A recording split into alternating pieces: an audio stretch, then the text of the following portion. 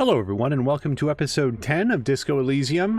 We're going to jump right into it because we don't have as much time as we have for some of our episodes, but with just a quick note that in most episodes I come into Disco Elysium not entirely being sure what we're going to be pursuing, and this time I can think of a whole checklist that was left unfinished as of episode 9. We've got some cryptid traps to check, which I feel like we want to make sure that we get done today because that might be an ongoing thing on future days. Also, we would like to check in with Lena, who should have reunited with her husband. I'd also like to deliver a bird to Gart to make up for the one that we smashed. See, of course I'm sorry, cop. We did a lot of bad stuff in this game. Well, actually, the character did a lot of bad stuff before we took control. Just been some other bad stuff that we've done, but that's neither here nor there. And my memory is that we also want to check in with, I believe, Katya? That's the wrong name. Klausya. Up on the roof after Kim has gone to sleep. So that's sort of on our itinerary for today. And with that, let's go ahead and hit continue. Now, we've continued to tweak things. Hopefully this will be even smoother than last time. It did feel improved. All right, now we've talked to these two. I believe that's everything that we had. So let's just check our journal real quick. Inspect the traps. Check the traps near the boathouses west of the Feld building. I don't think I know what the Feld building is offhand. Check the trap Moral just set up in the cryptozoology camp. And he said before to do that one last. Check the trap in Land's End, far northeast of the Feld building. So we might go head up there now. I assume the Feld building is middle-ish. Check the trap near the canal you cross southeast of the village. So that'll be second to last, I think. I don't know. So let's go try to do some of that. And just immediately not going northeast even a little bit. Okay.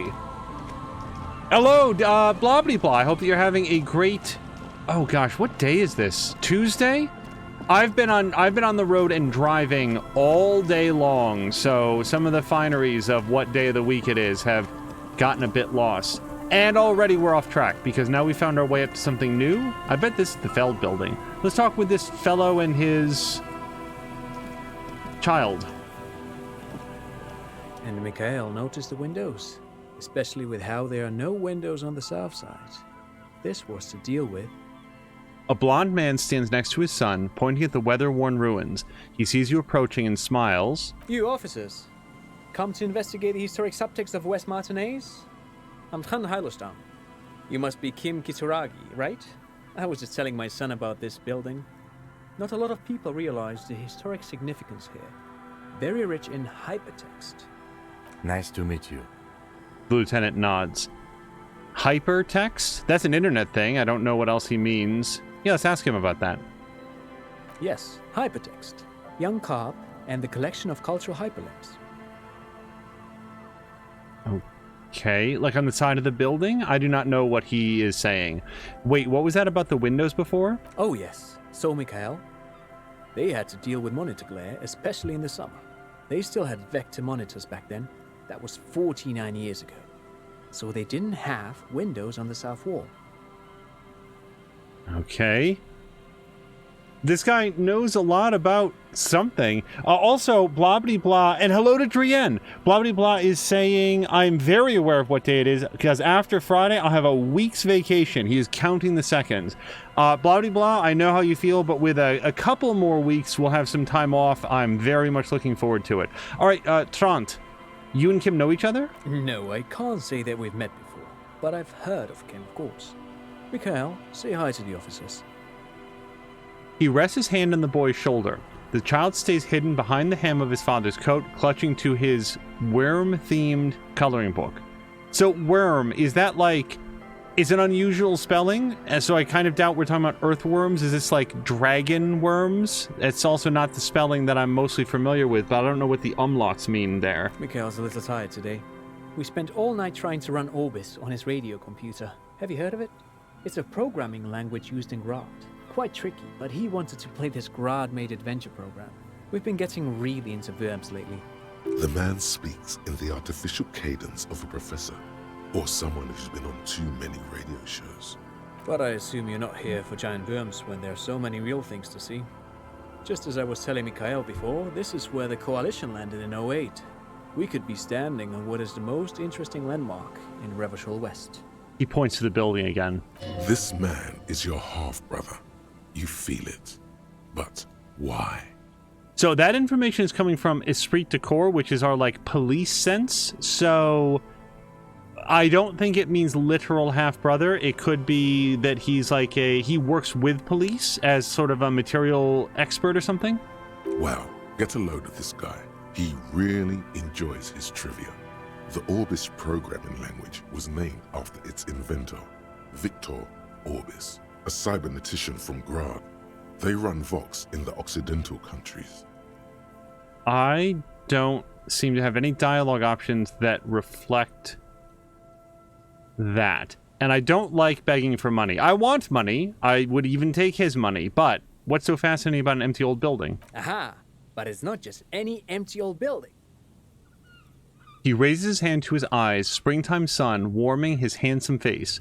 All four of you turn to admire the mural before you. What not a lot of people know is this used to be the R&D department of Feld Electrical. And Feld, which now sells ink cartridges mostly, was once a top dog in the turn-of-the-century cybernetics boom. Hold on. What's R&D? Research and development, isn't it? Oh, I failed the challenge. Wow. What did I roll? Does it tell me? I know my total was 11, but what did I... Yikes. I pass almost all of those. I'm not sure that I've seen an encyclopedia roll that I failed. I'm sure there's been some. I don't know that we're informed of all of them. Look at the building looming before you. I am just going to look at the building, thank you. It looks old and weathered, with seagulls picking apart its stone and metal carcass. Bushy undergrowth has taken hold of the collapsed rooftop. Some kind of bird has set up a nest on a broken windowsill. All right, I guess I'll ask, what's an R&D department? Apologies, it's an acronym for research and development. They don't use it anymore. He smiles brightly, laugh lines around his eyes. You're probably more familiar with RTD, Research and Technological Development. Mea Culpa, you are not familiar with that one either. This man is a bookhead. I don't think I've heard of this Feld Electrical, except for 5 minutes ago when we heard about a building named Feld, the Feld building. That's not surprising. Only a vestigial ink cartridge and ferrotape manufacturer remains. He adjusts his suit jacket. They started out as a midway electronics outfit in Königstein 2 centuries ago. After an aggressive move to Revachol, Feld became a global player in the emerging personal electronics market of the pre-revolutionary era. Still, Tricentennial was beating them in business machines. But Feld had an ace up their sleeve, or should I say they were developing an ace up their sleeve. I'm mixing my metaphors here. What was the ace? Yeah, let's ask what was the ace? It was here in Martinez, possibly in this very building, that they developed prototypes for a tape computer. Wow. An elegant folding mechanism of rollers and ferrotape ribbons, portable enough to be a take-it-home solution. Revolutionizing business machines, possibly even bring them to the average consumer, which is a feat of engineering even today's giants, Rehm, ICN, and ZAM, haven't achieved yet. He grins, admiring the sentence he just produced. All right, well, what happened? Indeed. What? The revolution! The boy wipes his nose on his sleeve. Unfortunately, their moonshot project never made it to the market. Feld's move to Revachol backfired. The revolutionary government liquefied their assets and expropriated those very advanced prototypes. Possibly from this very building, or one of the adjacent ruins. He pauses, pointing to the other building, then continues. All of this was built by Feld, even the boardwalk. Wild Pines built Martinez proper as a resort for their middle management. Feld built this side of town for R&D.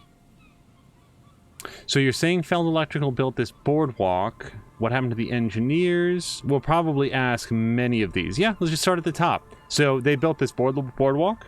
Yes, they even built a pleasure wheel, but that got destroyed in the war. A pleasure wheel? The lieutenant looks wistfully at the horizon, as if picturing gondolas rising to the sky. Perhaps reminded of a childhood memory. It's clear he would prefer there were a big wheel lighting up the coast. So would I. It's Ferris wheels, which is what we call them in our plane of existence. They're like, I don't like to ride Ferris wheels. They're great with the right company, but on the whole, they're not my favorite sort of exciting ride at the fairgrounds. But they're very impressive structures. They really like dominate that skyline, and I think they look nice. Yes. To lure in their star engineers. This part of Martinez was nothing but reeds before Feld arrived. They had to make the prospect of living here attractive. It was supposed to become a global center for innovation in cybernetics. But history had other plans. What happened to those engineers? Oh, I'm afraid it didn't end well for the boys. But this story is a bit too dark for little Mikhail here. Now, if you were to ask about tape computers... Can we just note that all of this history lesson about this building and the history of Revachol and Martinez all started by me basically walking up and noticing that this guy was talking to his kid. Have you ever in your life just been going along and had such an in-depth conversation struck up out of nowhere? Anyway, he smiles again as if he's somehow personally responsible for this bleak turn of events. He means that. The boys got shot by the communists. The boys were bourgeois. Okay. Regardless of my beliefs, I don't think it's appropriate to turn to the little boy and say, he means they all got shot in the head because they were bourgeois. Now do you know what the bourgeois is? Like, I'm going to educate this kid on communist theory. Regardless of my beliefs or my character beliefs, don't proselytize to somebody else's kid. Tape computers, right. Tape computers. He nods, wind tousling his suit jacket. What did the revolutionaries do with those advanced tape computers? They used them for military communications, but also to write and send out press releases. The most notorious example being Le Décret de Mars. What was that? What's the Mars Decree? I mean the radio transmission sent out to news agencies and world governments by the newly created Commune of Revachol on the 7th of March in the year 02. A short-lived legislative foundation for a short-lived utopia. It's a beautiful piece of text, actually. A singer-songwriter I know, Charette, called it a love poem to Revachol on her political concept album, Bon Baiser d'Insolente. You should read it. Every local library in Revachol stocks a copy of the decree. I tried to get Mikhail to memorize it. Tried to. Someone was much too interested in worms to be paying any attention. He looks at his son, who starts giggling, his face hidden behind the book. The kid takes a peek at the green and silver worm on the cover of the book, already forgetting about this part of the discussion. How did those... So I gotta say about this guy, he seems like one of those guys, this is being very clearly communicated, who just finds every topic that they know something about so fascinating that they make a little personal goal to expand upon any individual topic that comes up. So at the end, you've navigated this weird labyrinth of discussion topics, and all you sort of generally remember is like, wow, that guy really knew a lot, because the connective tissue is so fleetingly introduced, you can't possibly hold on to it. How did those tape computers work? Did they work like radio computers? Actually, no one knows. No one even knows what a computer made entirely of tape would look like. But word has it, they were very elegant, exquisite, alien-looking turn-of-the-century hardware. He raises his finger, remembering something. Buckle up. 10 years ago, I did a little freelancing, I guess you could say. I was a special consultant for an exhibition at the Humpty Dumpty Dum Center in Vredefort, Oranje. It raised the same questions, and we had lengthy discussions with Paul Ockerman, who was head curator at the time. This was before the twins Keith and Guy Hughes joined the team, trying to... Wait, did he just say Humpty Dumpty Dum Center? Yeah, he did. He said exactly that, and I think at this point he's just making shit up. He did it. He said Humpty Dumpty Dum Center, like it's the most natural thing in the world. What the hell is a Humpty Dumpty Dum Center? And who the hell are Keith and Guy Yost? That's a very good question suggestion. Or encyclopedia. The Humpty Dumpty Dum Center for Contemporary Art. The exhibition itself drew on Lagerman's notion of memory, and so there were some parallels. That's why the head curator, Paul Ockerman, chose to... Kim, is he making this up? In fact, I'm not. The Wompty Dumpty Dum Center is a place you can visit if you're ever in Vredefort and are ever in the market for an exhibition space / contemporary art research center. He clears his throat. But perhaps I should return to the tape computers. As I was saying, the device itself was very elegant, fragile even. One could write directly on the tape using a special chemical solution. The machine would then analyze the handwriting, perform operations, and project output onto a white screen. It was a beautiful, delicate thing. Made of black film and folding tape structures. Cool. Very, very cool. Though I understand the socio-economic causes of the revolution, it pains me to imagine the revolutionary setting fire to this precious device. But so they did. The felt playback experiment vanished into the fires of '07. Okay, so now I'm supposed to ask about the Feld playback experiment.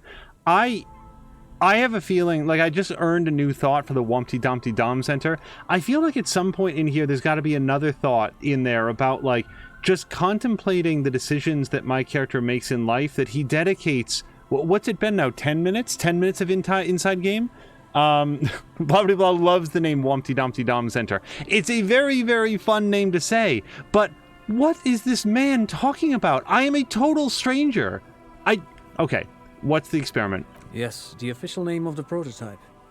Some sources report it as the Felt Playback Experience, but those are incorrect. Why did the revolutionaries destroy it? Who knows? Maybe it was an accident, or maybe they didn't want the technology to end up in the wrong hands. Either way, they're all gone now. All 3 versions of the prototype. Nothing but debris and ashes remain inside that building. He takes a step back, the boardwalk creaks mournfully in the wind. All right, I wanted to ask something else. But of course, what else? You look like someone... you know what? I do feel owed at this point. Pay me money. And also, just watch back here, because every once in a while there's like a lighting change. So be prepared for these panels back here to suddenly get dark again. And I think it's anytime the clock moves a significant amount. It's like there's clouds moving overhead, but they only move with the ticks of the clock. All right, money. I do have some money, yes, but that's not what's really important here. Oh, it's important to me. He brushes it off like it's not a thing at all. He's not gonna give you money. What are you doing? Clearly you were just profiling. No, I mean, come on. You need the money. If it's not a thing, he can give you some. Do I want money? I mean, I want money. So here's where there's a sharp division between what I would do and what my character would do, or at least I'm thinking it through. I would not want this man's money. He's a stranger off the street, regardless of how much he has. He has his little son here. I'm not going to hold out my hand and say, hello, sir, I'm an adult who gets drunk and smashes up hotels. Please give me a block of cash. Would my character do that? I don't think so. I mean, I've asked others for money. They've always said no. Fuck it. Could I have some of that unimportant money? Oh no, I don't have it on me, officer. I was talking in more general terms. He looks uncomfortable, his left hand squeezing his son's shoulder. Well, that's interesting that he's uncomfortable because I've been listening to him for a very long time now. I'm just spending time with my kid here, showing him around the lesser-known parts of our hometown. It wouldn't be wise to carry huge amounts of cash on such expeditions. Not that he would have to worry about being robbed. He looks surprisingly buff. Does he work out? Hey, by the way, you look great. Do you work out? I do some Lomantang stick fighting now and then. Lo Mantang stick fighting is a form of martial arts originating from the island of Lo Mantang. It uses slender wooden sticks for confronting the opponent. Yeah, you know what? I know a few things too. A form of martial arts from the Isle of Lo Mantang, right? Actually, a great many cultures have their own version of stick fighting, such as the sacred Mabolo tradition of the Harley people. The name deriving from the butterfruit tree traditionally used for crafting the long, slender sticks, whereas the sticks used in other cultures... You doze off as he paints you a comprehensive picture of the history of stick fighting among mankind, seasoning it with unexpected pop culture references. Man, he's good at speaking. People must love him. But anyway, I'm boring you with details again. You were saying? He says after a while with a charming, apologetic smile. I really don't remember, or I'm not really interested in the practice. I just want to know how often you work out. Now and then, that's what, like once a week? Yeah, I'm gonna ask him about that. Lomantang stick fighting is a little like a Berolidin addiction.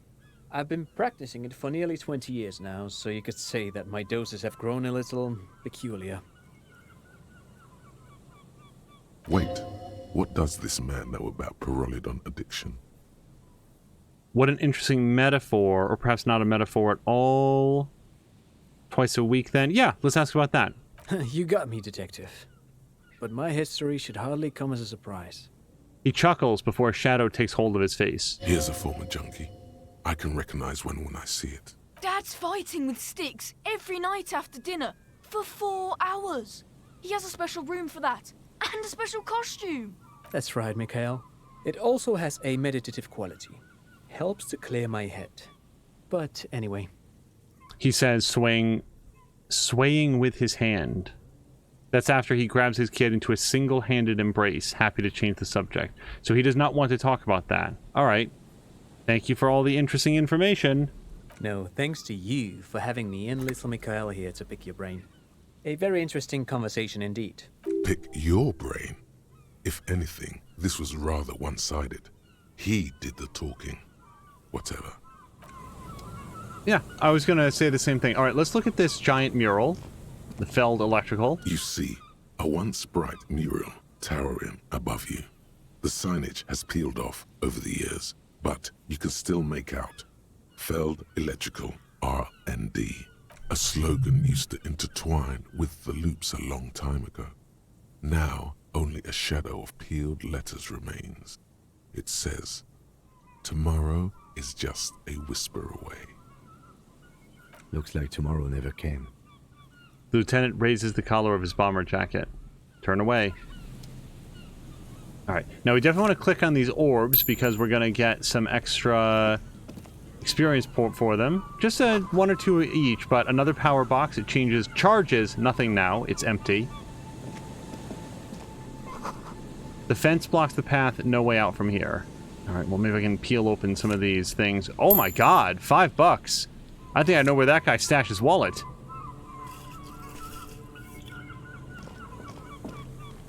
I'm gonna save the game real quick. Hello to Centrifugal Force. Provided initial proof for the first part of the patentable project today. That is very exciting.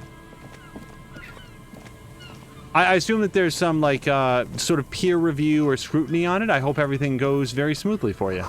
Bars cover these long, dusty windows. Oh, and Force, I do hope that the migraine has passed. Like I would hope that it has, but like Mia, for example, has had headaches that last for days, so I don't want to make any assumptions about... Oh, wait. Things just automatically being better. Buzz, hum, the electricity flows through the wires with audible power. Now that's interesting, since the charging box is charging nothing. Someone has left an unidentifiable article of clothing on this railing. It smells really bad. Take a closer look. It's streaked with dried seagull shit and tangled with pieces of seaweed. A dangling arm suggests that there might be a jacket beneath the crust of filth. It seems likely that it was left in the surf until someone laid it out on this fence to dry out. Unfortunately, that just seems to have stiffened it into a shapeless mass. Please tell me you're not taking that with you. I think this is the jacket the idiot Doom Spiral guy wanted me to find. I'm glad my character knows that, because to be blunt, I completely forgot about that interaction. I'm sure he'll be thrilled to have it returned. The lieutenant looks at the stinking rag and sniffs. Wait, can I take it?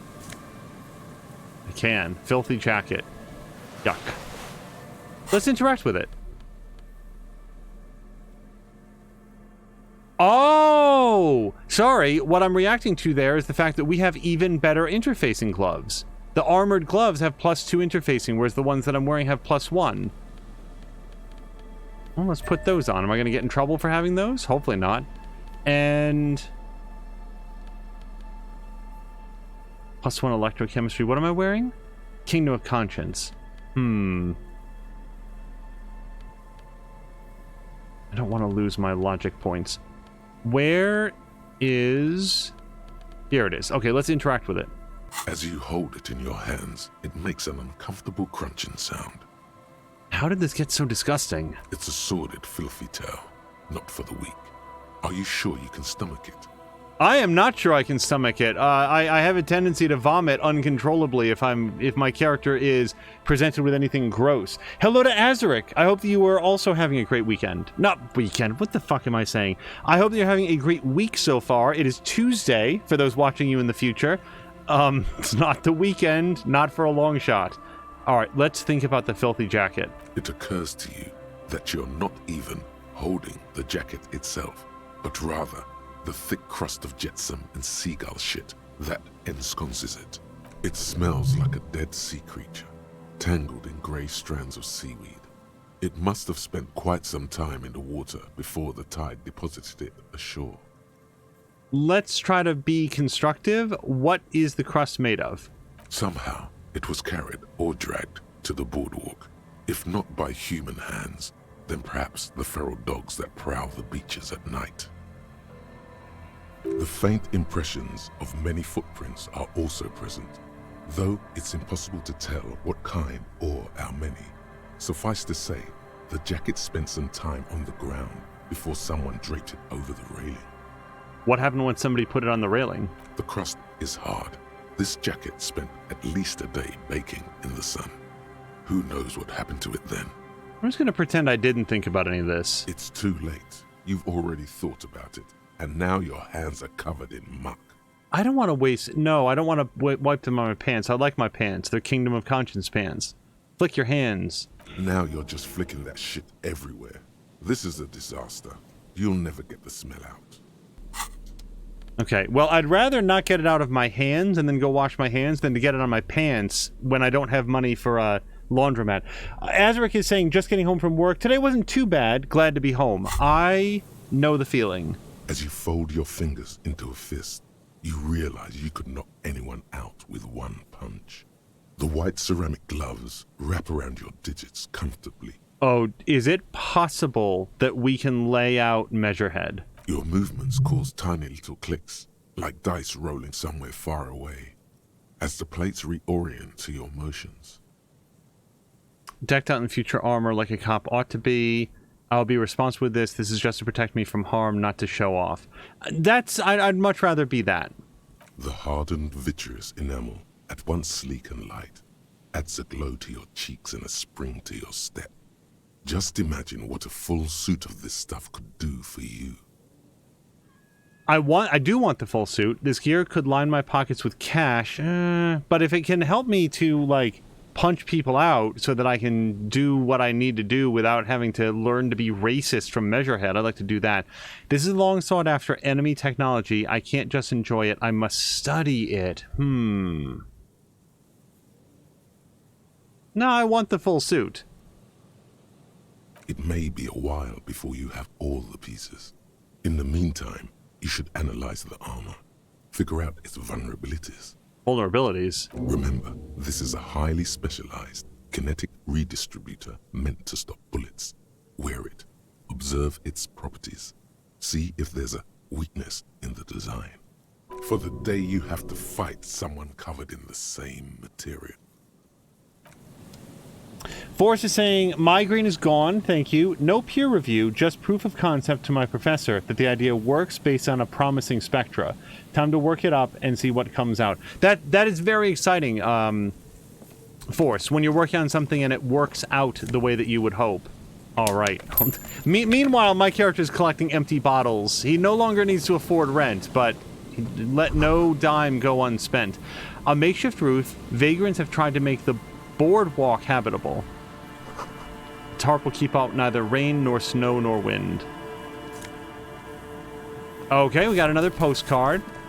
The one piece of information that I feel like we've gotten from outside the game itself is that postcards are reportedly always safe to sell, which I am very glad for that piece of information. A coin-operated weighing machine hasn't been used for a decade.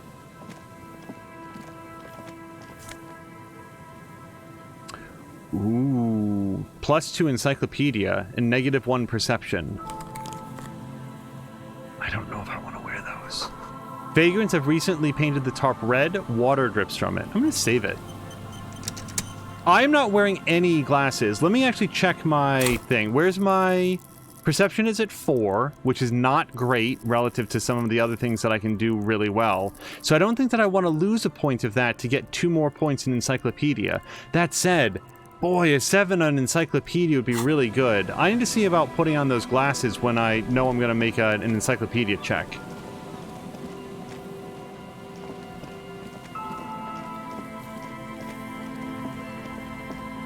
Oh, hold on. There's something down here. And do we think this is the trap? This looks kind of trappish. No, but it does have empty bottles in it, so I'll take those. Let me go wander up here then. Anything new? No.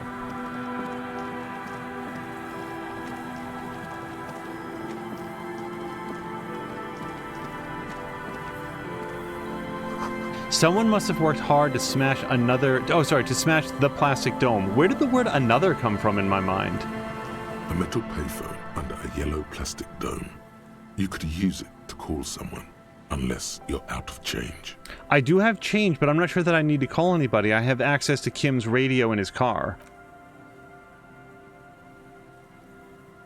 You hear the tone. The machine is inoperable. I could have sworn that he just verbally said the machine is inoperable. 10 cents? That's 1 bottle. I'm going to call this. Is this really just a random number? Because when I was young, and I mean like really young, I would pick up the phone and dial random numbers and it never connected to anything. Because you just dial a random selection of numbers, it doesn't go anywhere. But what if this is a number from his past? What if that random number is something relevant to his history? Calling. Still calling. This feels wrong. Should you be doing this? End of tone. Someone picks up. Pierre, is that you, Pierre? The voice is female and sounds about 100 years old.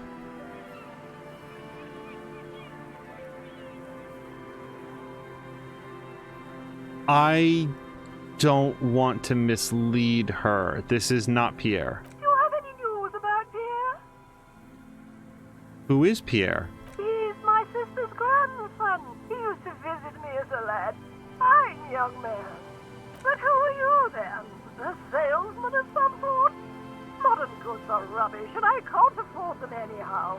It's a shame what you did to our country. The woman moans and the phone lines howl in unison with her.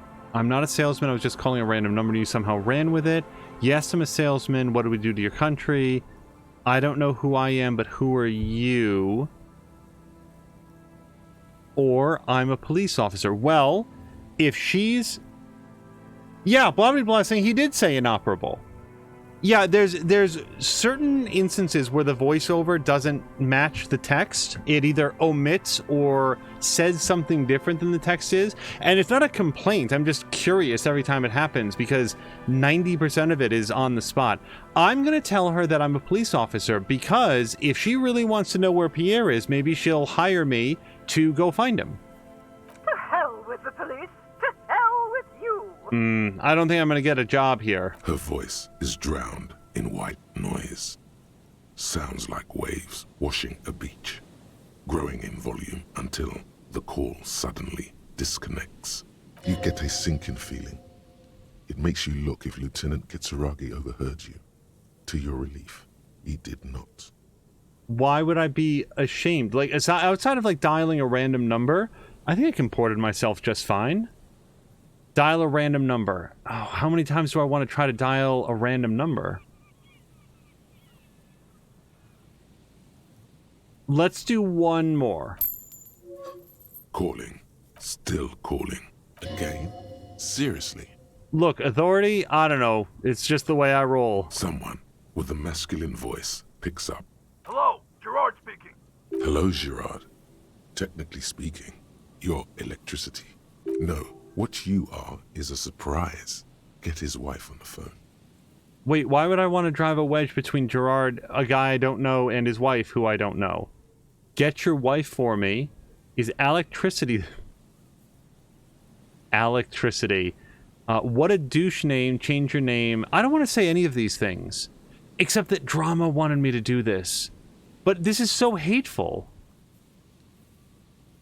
But I'm so curious.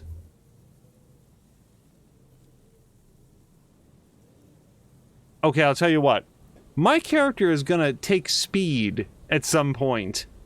That is not a good decision. I do not recommend our viewers do it, and I would not do it in real life. Among other things, it would make me very dead in a very short amount of time. So this character does all sorts of things that I would not do.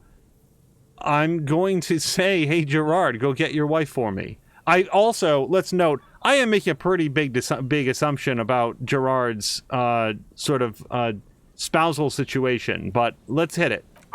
Who is this? The man does not understand. It's Harry, put her on, I don't like waiting. It's Pierre. Ugh. No, put her on, I don't like waiting. It was a stupid joke, I shouldn't have called. Well, I'm not giving him my name. And, I mean, Pierre would be okay. It doesn't matter. Put her on, I don't like waiting. Who the fuck do you think you are talking to me like that? The voice on the phone is suddenly very agitated. I am very concerned that he's going to take his agitation out on his wife. That I don't even know. This is such a bad idea. Does this game allow for save scumming? Oh, yes, it does. I'm making a determined decision not to do it. But yes, you could reload past pretty much anything, I think. I'm the guy... No. I'm no one. I'm sorry. I shouldn't have done this. Or is that just going to...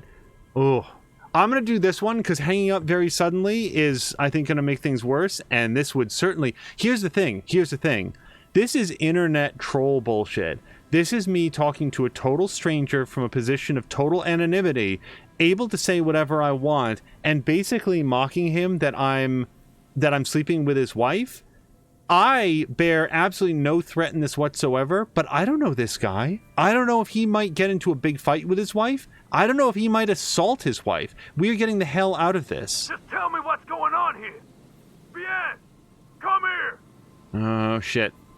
Now you hear fear too. The voice gets further away from the microphone. The sounds are muffled.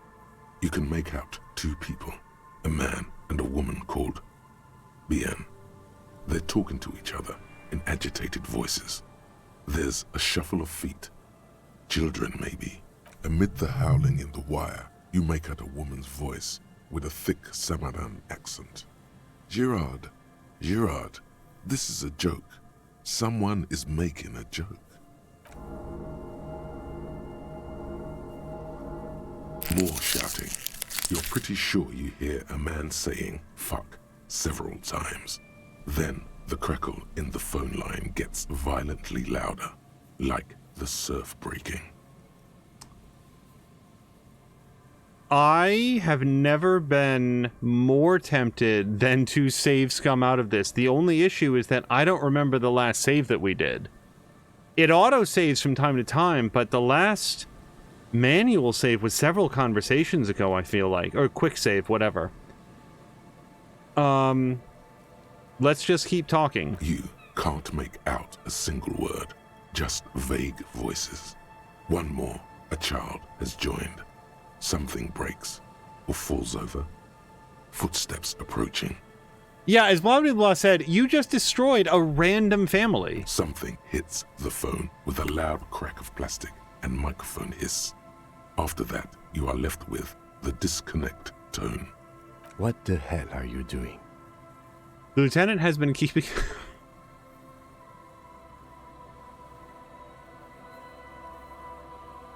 The lieutenant has been keeping a distance.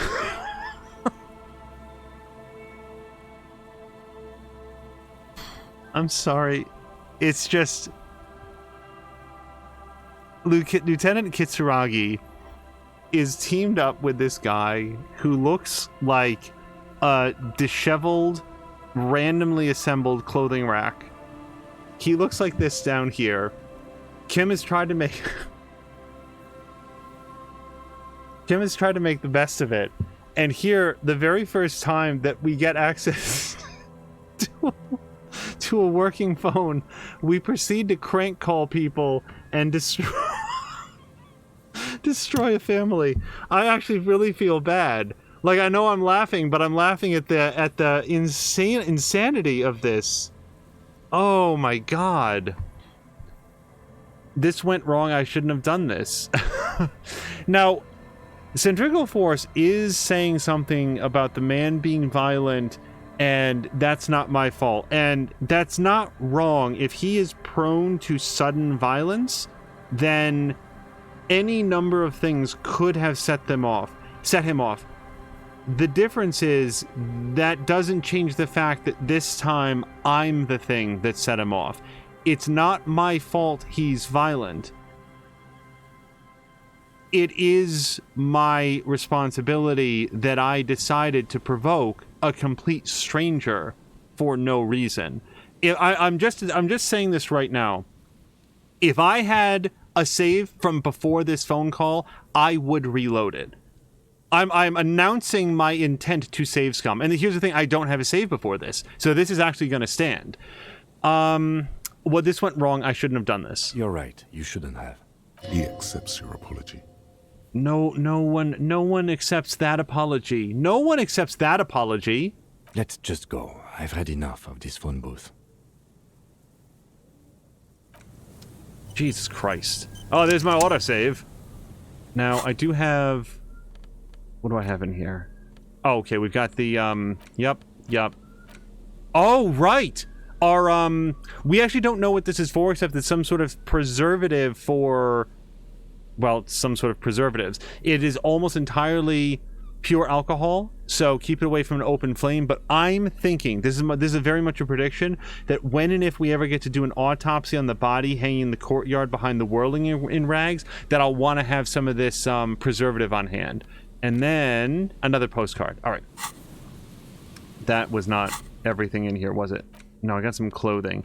So we do have +1 savoir-faire, -1 visual calculus, +2 encyclopedia, -1 perception, empathy over logic, and then we've got some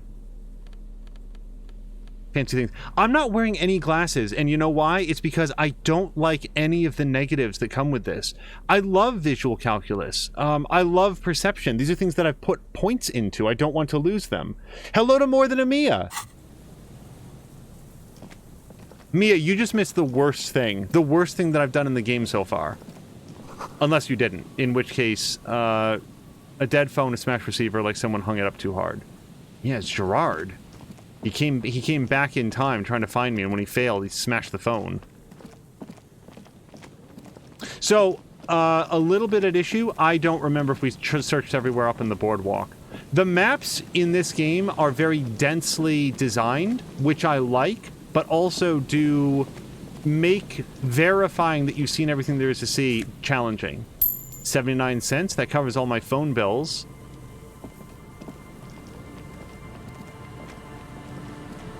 Mia, thank you so much for doing the shouts outs.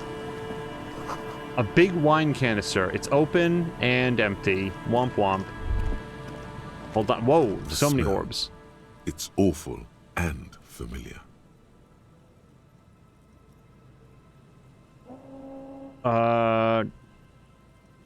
So my character has been established as having a very weak stomach, so that is awful. Cover your nose. It doesn't help.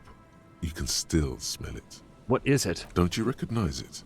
That hideous pungency, that faintly cloying sweetness. Only death smells like that. Something cold wakes in the pit of your stomach. Fear. The signs of decaying meat. It announces itself from 24 meters away. A warning. A memento mori.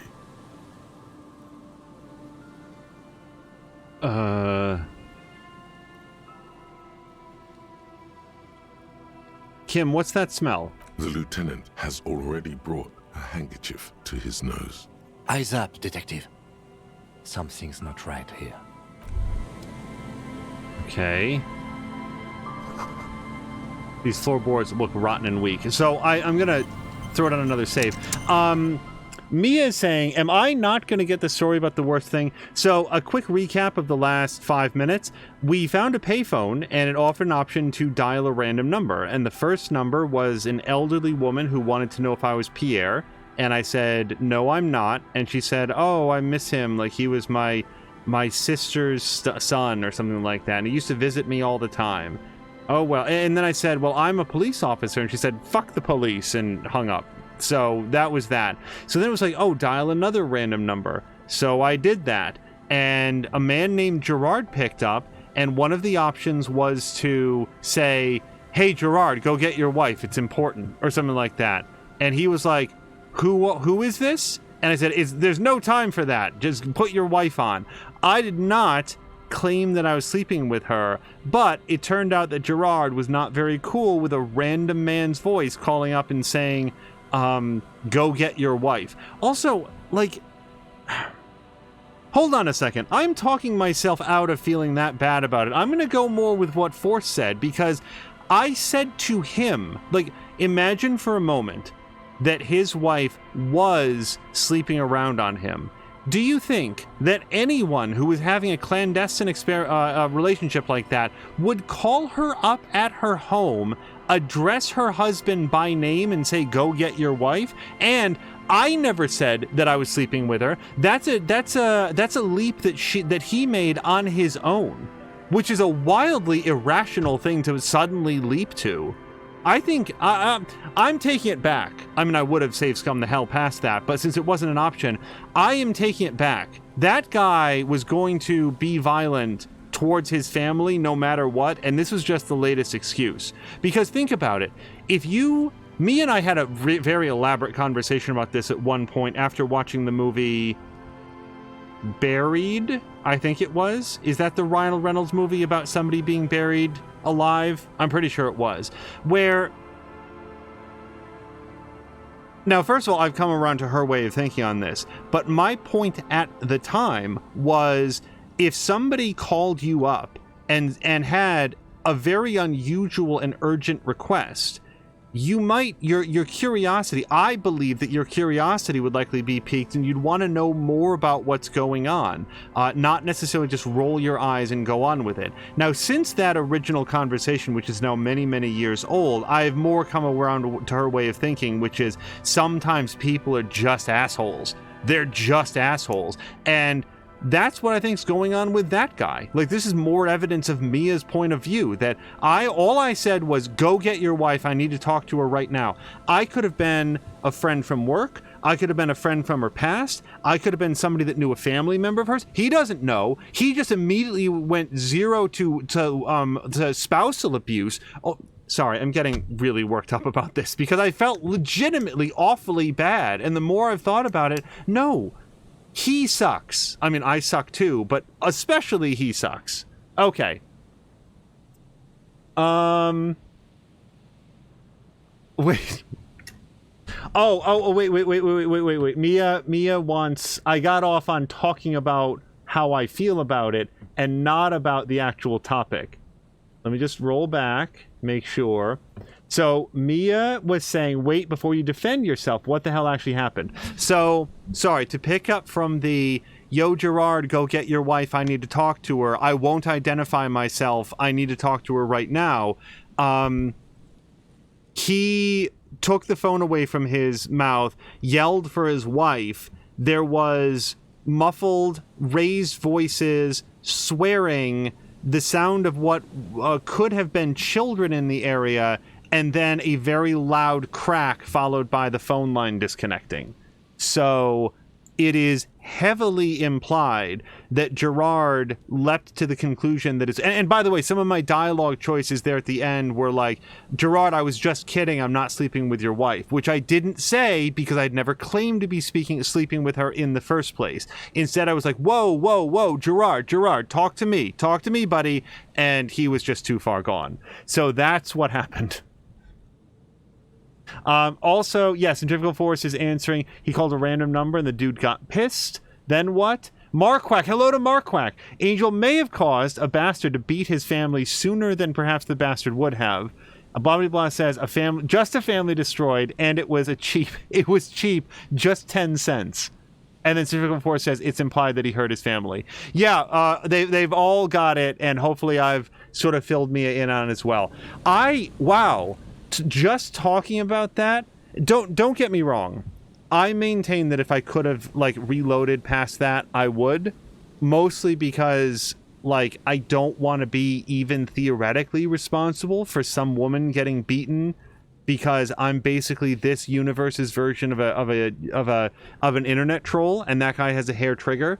But I don't feel as bad about it as I did at the moment, because thinking it through, I never said, all I ever said was I need to talk to your wife, and that's all it was. So for him to jump to that conclusion, that's on him.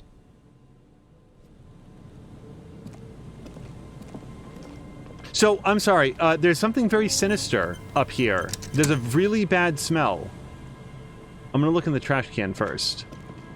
There's some tear, an empty cigarette package, and a crumpled kebab wrapper in the trash bin. Examine the tear. It's worth $10. 10 cents. That's multiple destroyed families. 2 empty bottles of Tallulah vodka and a can of black potent porter is all you find. No, there's more in there. Livis strawberry liquor, plus some Pilsner bottles too. Better not pick them up. They seem unhygienic. I'm wearing bulletproof gloves. I want all that money. A tragedy. The lieutenant looks in the can, eyes watering from the smell. He shakes his head with genuine sadness. Why? Is one of those like a really good liquor? I don't know. Examine the cigarette package. Whoever tossed it here was a heavy smoker. The brand name reads Red Astra. Red Astra is the black market version of Astra cigarettes, known for their high tar content. The black market version that comes in branded packaging. All right.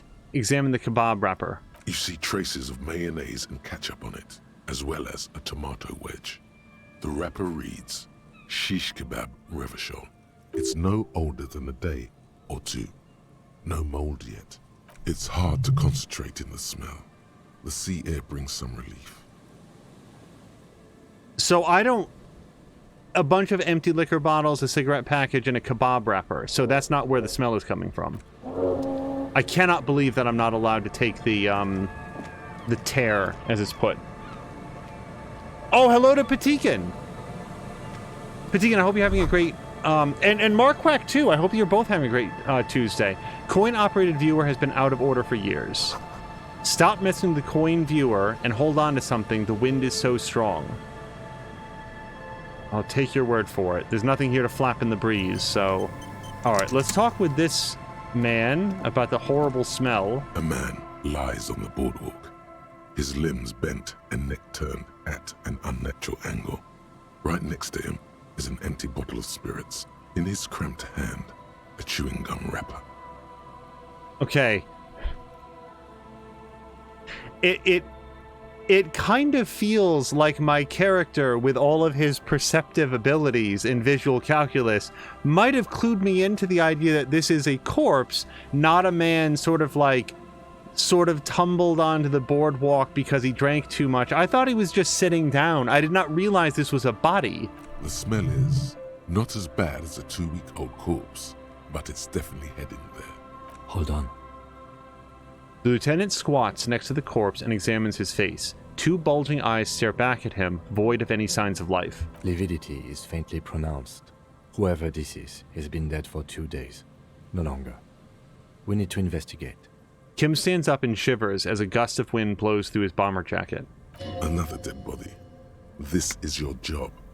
Steel yourself. Now, I will note, I never forgot the fact that my shit is together. So if there's like a constitution check here, I should have it in the bag. Calm now. Carefully. Just another day. Just another dead body. Breathe. Yeah, breathe through your mouth, though, because it smells. All right, let's start at the top. Let's examine his clothes. He's wearing mud-caked boots, beige trousers, and an old brown leather jacket with a bright blue lining. There are traces of kebab sauce on his chest. Search his pockets. You find some sunflower seeds and a rain-soaked library card folded into two. His jacket feels sodden and heavy under your hand. Shit, I want to smoke because I'll have better intellect. And that would help me on whatever little checks it's doing in the background. Good. We should take a look at that library card after this is done. Shit. So if I leave, can I come back after I smoke? I'm going to try to leave. Okay. This is why I got some cigarettes. Items?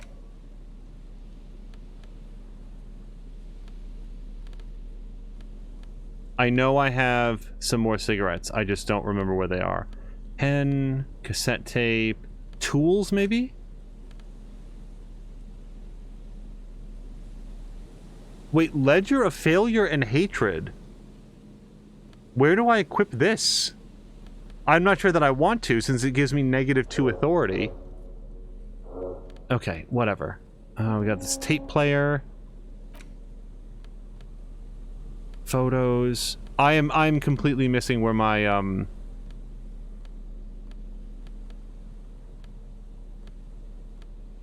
cigarettes are. I had like 3 more uses on my cigarettes too. Tape, gun, pen, figurine for some reason. Why did I ever get this? I don't remember. The head is not included. Handkerchief, postcard, blue goo. There's the bird that I want to deliver. The postcard. The hell. Okay, filthy jacket. Racist cup. Map. What is this? Handwritten note. Did I read this? I hope I read this. The giant bear fridge. Did I read this? The note is written I did. Okay. with a blue pencil on a piece. Put the note away. Thing.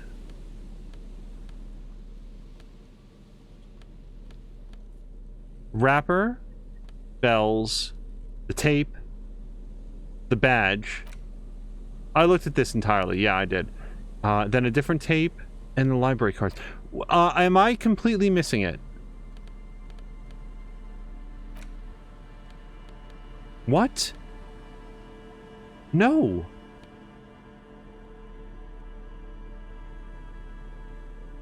A, hello to Ronan. B, okay, I know I had more cigarettes. Oh my god, people are gonna clip this and then do like one of those things where it's like, previously in episode 4, it's gonna show me like throwing the cigarettes away. I know that I had more cigarettes. I know I did. Bag, I don't have them equipped anywhere. Put that away. Keep my plastic bag out. It's not gonna be under clothing. Items? Did somebody pickpocket my cigarettes? That doesn't make any sense. Well, I can't smoke, is where it comes from. Let's interact with the library card. A library card found in a pocket of the dead man on the Martinez boardwalk. It's still slightly damp to the touch. The cover bears the stamp of Jamrock Public Library. The library card is folded into 2 and still slightly wet to the touch. The front side reads, Central Jamrock Public Library Card, issued to Billy Mejean, expires July 53. Okay, so Patikin is saying that it looks like there's a scroll bar on tools as well, so maybe it sorted into like a much lower square accidentally. Let's go take a look after this. Issued to Billy Mejean, so that's probably this guy, unless he stole somebody's library card. Billy is a unisex name. Could be the deceased, or his family member. Okay, let's look inside the library card. Whoever owns this card is an avid reader. You find a list of books written in blue pencil. Radio thriller.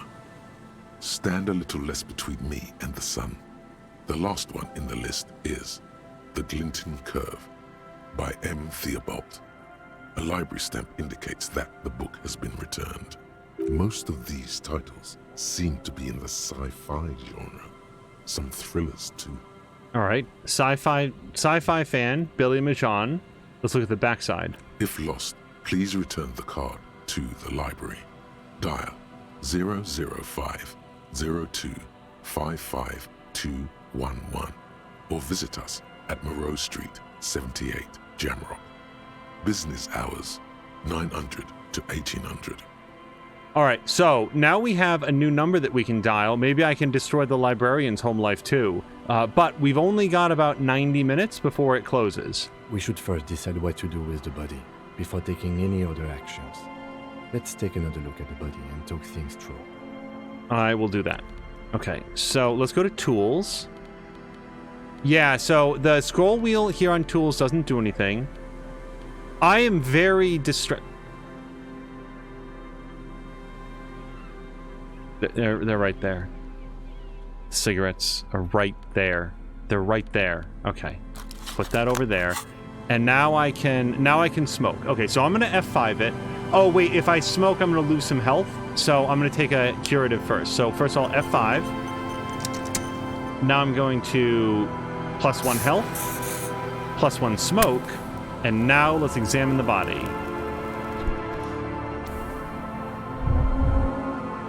A man lies on the boardwalk. Study the man himself. The man has fallen through a crack in the boardwalk and hit his head against the metal bench. Coagulated blood covers his black hair. One of his feet is still dangling through the hole. A bad fall. It might have been dark outside. This place is a minefield in the dark. Let's examine his face. His expression is dull, like the sea behind him. Drops of water shining on his mustache. His eyes, empty and wide, look frightening in their frozen gaze. Height, 170 to 175 centimeters. Curly hair, stout build. Age, approximately 50 to 60 years. He was confused when he died. Confused and alone, most likely. Overcome with the awful surprise of it all. Study the surroundings. There's some dried blood on the metal bench, right where the corpse's head rests. The floorboards are rotten and slippery wet around the hole. An empty bottle lies nearby. A chewing gum wrapper is clutched in his fist. So before I step on anything, we're going to look at everything. So let's examine the head. A dried chunk of blood covers the hair at the back of his head. An open wound. It's sticky and cold to your touch. This is what killed him. Sorry, Bobbity Blah has clipped the brand new I guess we're cosplaying clip. Where are my cigarettes? Honest to God, like you guys, I don't know why I didn't perceive them. Like, I was really looking. I was going point by point, and for some reason, Astra Smokes didn't say cigarettes, dummy, so I just, like, didn't see them. I don't see any other major wounds, do you? I don't so far. Just this one at the back of his head. Seems like the head wound was fatal. It's exactly the shape of the bench. Examine the bottle. A .75 liter Tallulah vodka with its cap missing. There's hardly anything left inside. Tear all around us. He looks at two other bottles near the coin-operated viewer, then at your yellow plastic bag. Yeah, Kim, I know. I want all of it. I'd prefer if you didn't collect them this time. It's not proper. Okay. Are we going to send them to his family? Why can't I take the trash, Kim? It's just going to blow into the ocean. True. It feels disrespectful. To who? He's dead. Oh my God. Look, I'm just letting you guys know. I'm on the organ donor list. When I die, if there's anything that I can provide to help improve somebody else's life, like my liver or my skin, or it's really just those two things. I've shot everything else to hell. But, like, take it. You can take those things. I am done with them. This man, I'm not allowed to take his garbage. I can't take his garbage for the recycling. We got to let it blow into the ocean because anything less would be disrespectful. Examine the chewing gum wrapper. But don't touch it. That would be disrespectful. Rubowski spearmint chewing gum. Green leaves on the cover. The man's mouth is half agape from the terror of the fall. Look in. To his mouth or into the wrapper? Well, let's look in. The blackness of death. Stench. You think you see white chewing gum too? He ate the whole pack, right? It's to cover the smell of alcohol before going home. The worst thing is, I've seen it before. Almost the same scenario, even the chewing gum. It's always the same. Okay. I feel like stepping on the floorboards. I would prefer it if it said, like, very gingerly or something, but let's do it. They screech under your feet ominously. It's hard to say whether the dead man's weight was the cause of the boardwalk to break. It definitely looks fragile. You see waves churning below. Something cracks beneath your feet. He could have easily disappeared into the sea through that hole, and you would have never found him. The entire boardwalk creaks in the wind as you take a step back.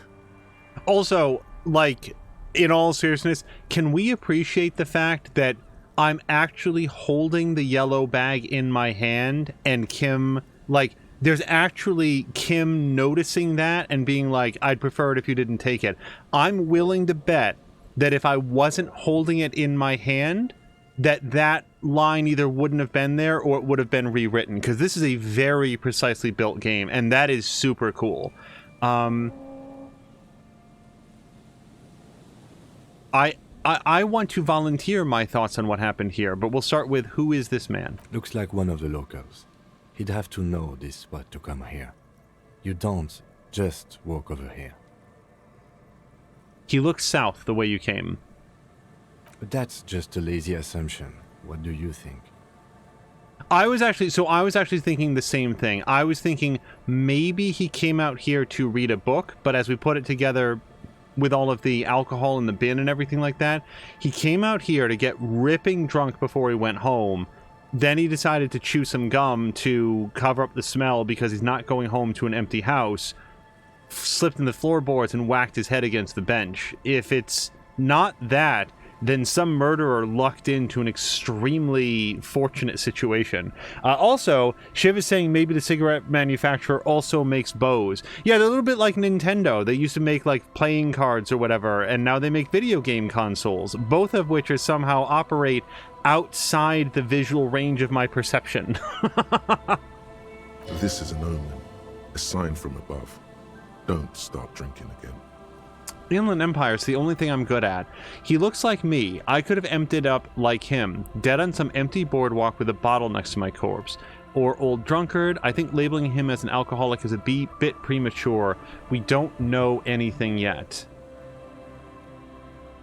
We don't know, but we can make some obvious inferences, like proceed as if without accepting them as proof positive.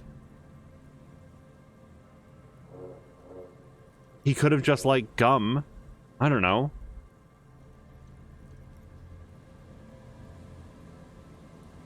I'm gonna go with this. He looks like me. I could have ended up just like him. Son of a bitch! Well, at least you're not married. Thanks, Kim. The lieutenant points at the ring on the man's left hand and the flesh around it swollen and gray. Or, what if you are? No, I have an ex-wife. We established that. But let's try to not run ahead. For now, all we know is that he's an unidentified middle-aged man found dead on the Martinez boardwalk.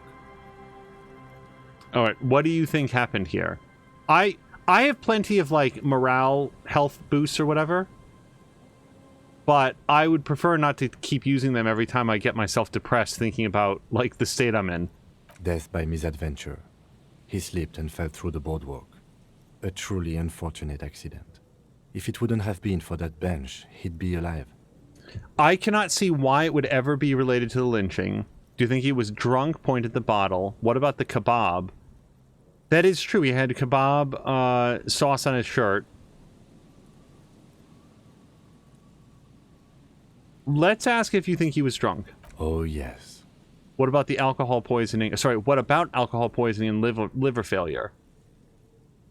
What? Why am I saying that? Some symptoms of acute alcohol poisoning could have definitely played a role here. Severe confusion, respiratory depression, unpredictable behavior, But I think that death arrived through head trauma, not liver failure. That's what I was thinking, Kim. I'm sorry I brought that up. I wouldn't have done that. What about the kebab? What about it? The deceased ate some kebab. It's probably from a nearby place, maybe in the parks. Sometimes a kebab is just a kebab. Someone should be held responsible for this broken boardwalk. It's dangerous. But who? Like, we're out in the slums. Is there like a mayor that we go file a complaint about? They'll seal this place off after the news reaches the coalition officials. I doubt that they have enough resources to actually repair the boardwalk. Not that sealing it off would keep anyone away. All it does is keep the city council's hands clean. He smiles sourly. So I am not going to ask, could it be related to the lynching? There's absolutely no shred of evidence that points that way. It does seem to be a pretty straightforward misadventure, although there's still a question of identifying the body. What should we do with him? From where I stand, I can see two options.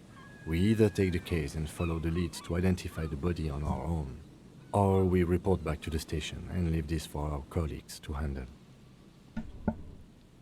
Oh, we're definitely taking the case. No. We are definitely taking the case. All right. We've already examined the library card. Let's call the Jamrock Library from my kinema. See if we can learn anything about this Billy Méjean. Oh, okay. I was going to spend 10 cents to go do it at the payphone, but...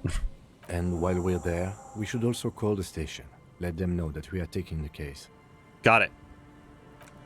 Literally can't believe that we're not allowed to take the trash.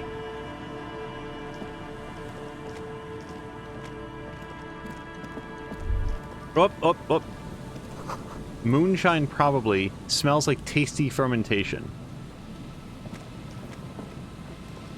Just for the record, unfortunately, minus the tasty, that's what alcohol tastes like to me, or smells like to me. Well, both. It tastes spoiled. Like, it's just not for me. And I don't... Here's the thing. Sometimes when you say, oh, I don't drink, people can sometimes mishear that as, like, I judge people who do drink. No. I mean, if you're of age and you can do it responsibly, go nuts. I don't care. It's nothing off me. I'm just saying that, like, I personally don't drink. All right, so here's the payphone. Remember how this all started out by looking for a bug trap? Oh.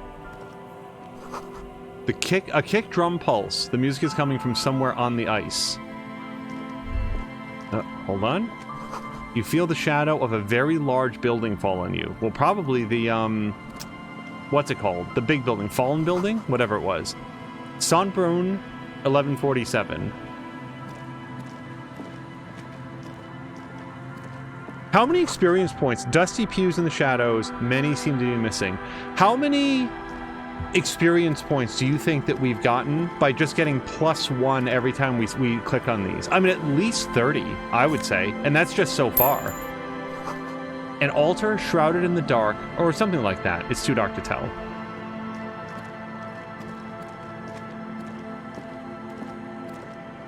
All right, we'll save it real quick, and we'll go check out the church. Oh, wait! Wooden doors, more than twice your height, stand shut in front of you.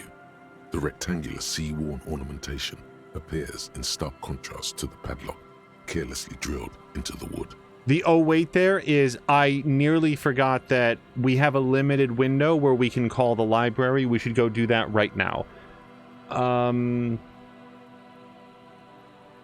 Let's remember to come back to church doors, okay? If you really think we should get in there, we need to find some other way. Kim, I just was gonna look. I'm actually not that interested in the church right now. It does seem rather irrelevant to our case. Yeah, we'll do that later, Kim. Now, we did, as of last episode, pick up a... Oh, hold on. Before you, a drawbridge. It can only be lowered from the other side. We did pick up a fast travel point. So I might just fast travel over closer to the Kanema. It must have taken a lot of patience to do this. Yeah, okay, so this is going to be a whole conversation. So here's what we're going to do. I am going to fast travel back to... How do you fast travel? What? I fast traveled twice in the last episode by accident. Why can I not do it now?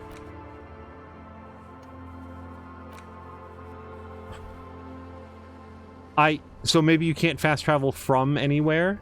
Like you have to be standing in a particular spot? Alright. Well, I gotta get back.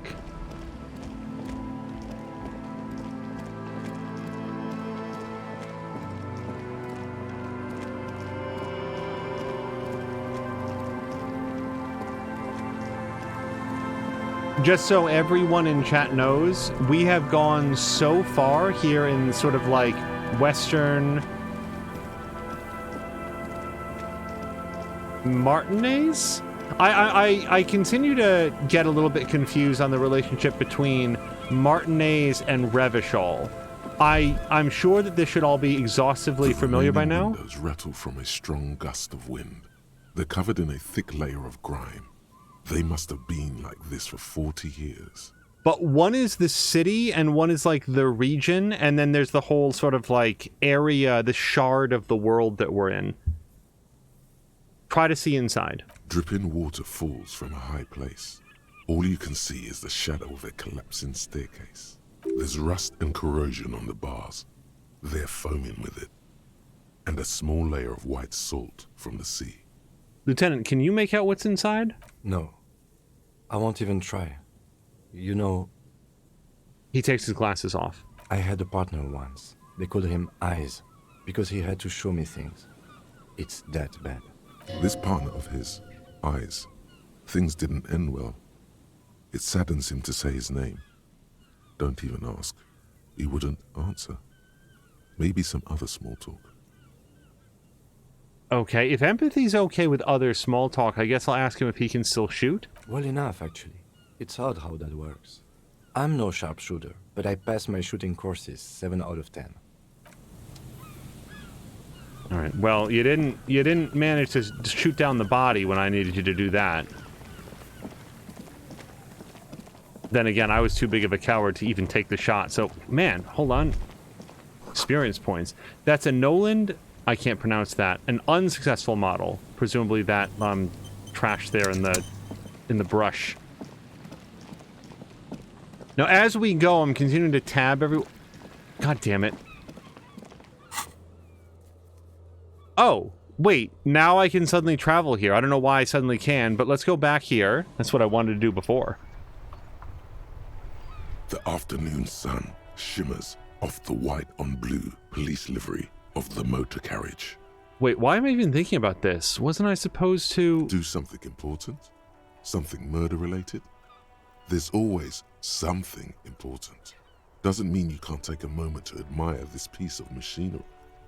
This is a Caprice Kanema, the Caprice Motor Corps follow-up to their highly successful workhorse, Caprice 40, and the answer to the Lum's racing breed, Ferv series.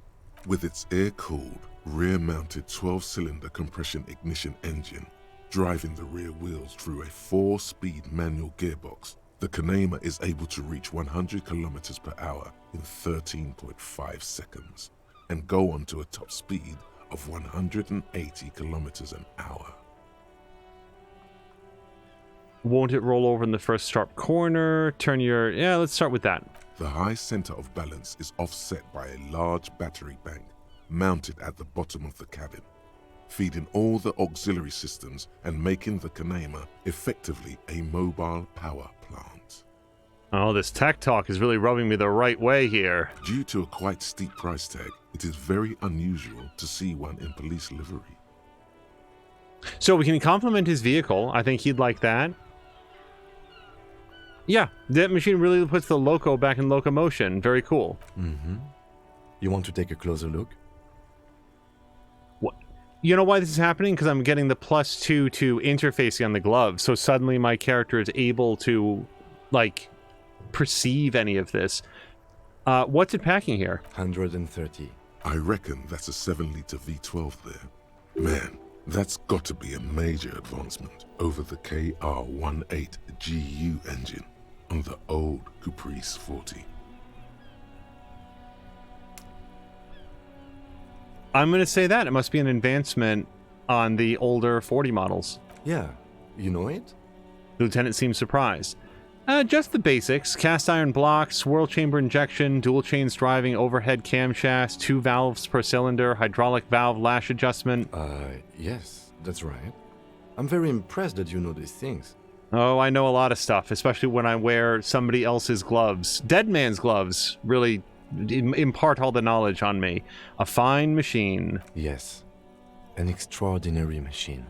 There's gentleness in the lieutenant's voice as his eyes run over the vehicle's contours. Helium headlights would improve the range and quality of the visual field a lot.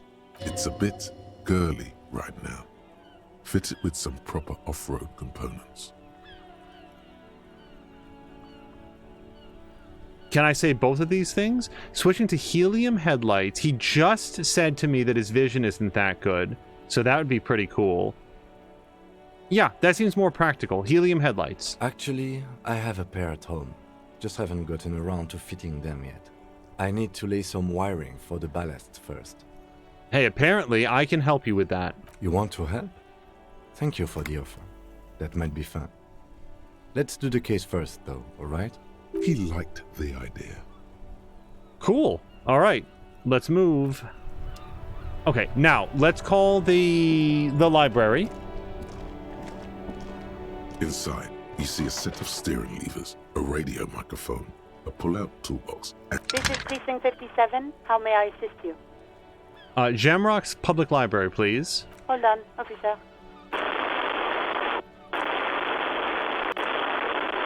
I've got Central Jamrock Public Library on the line, and I've already introduced you to their librarian. Connecting the call in 2, 1. Yes, this is Central Jamrock Public Library here. How can I help you, officer? he sounds worried, yet ready to assist. This is how people get when the police call. I'm looking for any information that you can provide on Billy Mijan, a reader. Billy Mijan, you said. Give me a moment, I'll have to check our database. He puts down the receiver.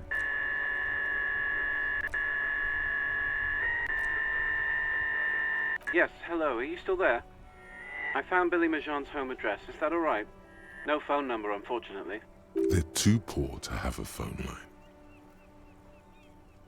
Home address is fine. Here we go, sir.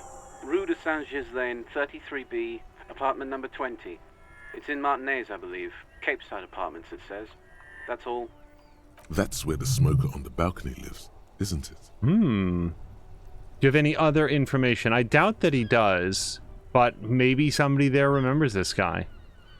It says here that they returned their last book just a few days ago, but I wasn't at work that day. You know someone who was? Marie? Marie? Do you remember a reader named Billy Mijan? They returned a Tybalt book the other day. You hear someone answer from afar. Yes, it was my colleague Marie. She said that it was Billy's husband who returned the book. He also asked for this new sci-fi release, Lowe's Radio City 87, but we don't have it yet. Okay, so Billy is apparently his wife. No, not necessarily. No, spouse is as much as we can do. Sorry, I'm just putting together what we've learned here. So, Billy is the dead man's spouse, and he was carrying their card. Why? Oh, because he just returned the book. But he did it a few days ago. Why would he still have the card? He just forgot to give it back? For days? That's weird. Usually when you get undressed, you check your pockets, right? I would. Good. You have a name now. So Billy Mijan is a woman, not a man. It's a unisex name is what we learned. Let's not... Do we have a...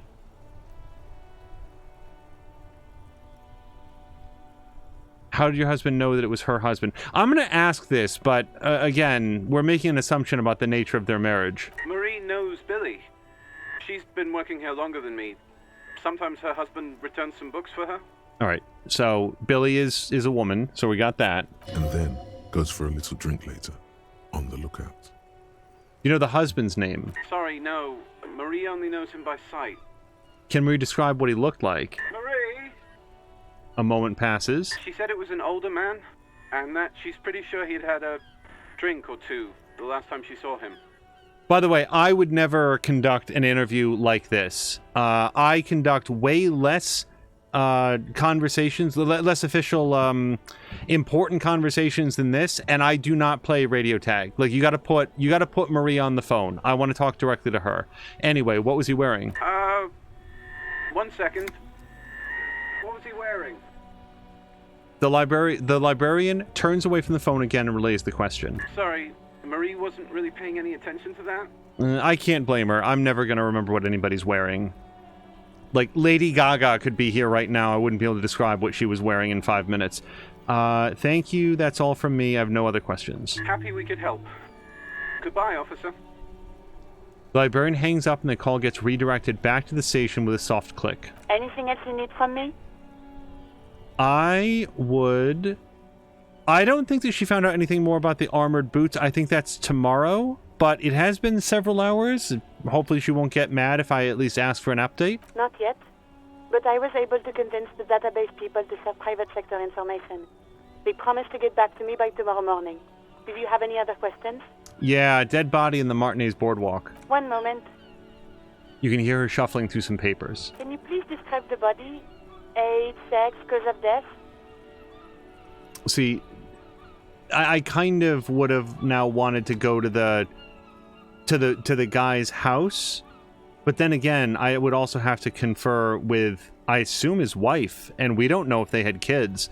An unidentified middle-aged man, height 170 to 175, dark hair, medium build, looks like he slipped, fell through a hole in the boardwalk, and hit his head against the metal bench. We suspect he might have been inebriated when he fell. There were bottles all around him, and traces of vomit on his shirt. Any signs of violence? No. There's no evidence that anybody pushed him. Seems like it was an accident. No field autopsy necessary. You can hear her quickly typing in the background. What about his belongings? Did you examine his clothes? He was wearing boots, trousers, and an old leather jacket with a bright blue lining. I found a library card from his pockets. Any information on the library card? It's from Central Jamrock Public Library. It belongs to someone named Billy Mijan. But we've learned more about this. Good. You have a lead.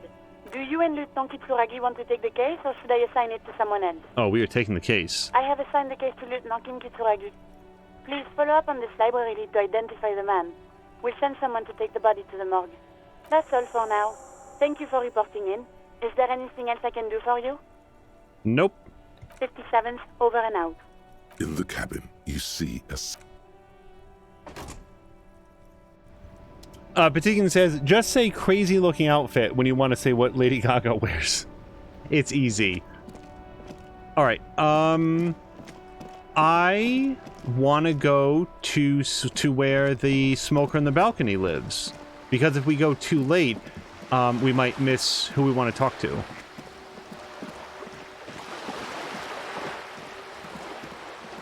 The best way to get in, I think if we go in over here, we can talk with the woman on the first floor, and she might know the person.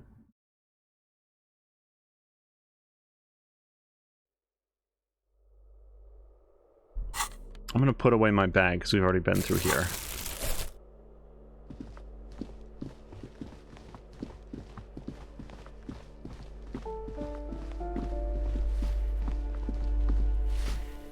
Give me a moment. She's still having difficulty breathing. I'm looking for Billy Mijan. Do you know where she lives? It's about Victor, isn't it? It's always about Victor with her. You'll find the Mijans in apartment 20 upstairs. It's one of those doors on the balcony. Okay, so presumably Victor Mijan. What's happening in here? Fairweather T500. It really hurts to punch this armor. A sword wouldn't even leave a scratch. A bullet would bounce right off. Still, there must be some flaw in it that would allow you to stand your ground against this dangerous enemy technology. You just have to figure out what it is. Possibly by beating yourself while wearing it? Shooting yourself? Let's see. I actually really want that that thought process because it might be relevant to the case. There's been no combat in this game so far, and frankly no reason to think it might ever come up, but wouldn't you want to know the weaknesses of somebody wearing armor like this, since there's at least 2 more other people out there that are likely put together this way? And of course, the Wompty Dompty Dom Center. It's Wednesday evening and something heinously exciting is underway. People have gathered beneath the billowing roof of an oddly shaped trophy building, sipping wines and exchanging opinions.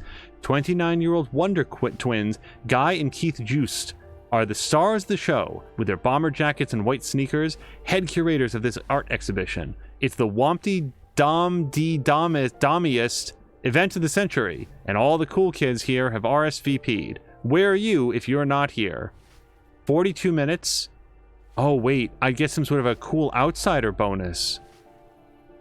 Or I would be an outsider for the 42 minutes that I was researching it. Either way, I don't have any points to spend here. And I haven't unlocked any? Oh, no, wait. Oh, Christ. I do have 2 points. I have 2 points that I can spend. Why wasn't I doing this? Because I wanted to try to talk to, what's-his-face? Okay, well, let's go talk to the widow. Go up to the balcony. That's right, I was saving the points. I forgot I had points. I just noticed, says Patikin, that Twitch changed the schedules tab a bit. The text and info added on streams are a bit different. I will check it out.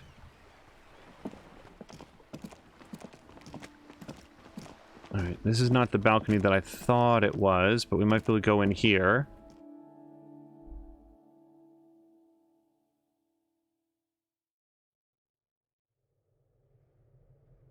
Oh, no, right, that's where, Cindy lives.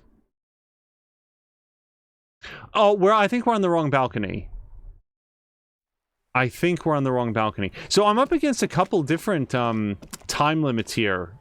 Primarily, I definitely want to see if we can talk to the widow, because I would want to know as soon as possible why my husband wasn't coming home. Secondly, I want to go talk with Titus, because we've got 2 points that we can spend into... It's either authority or empathy. I think it's authority. To try to get him to fess up or whatever.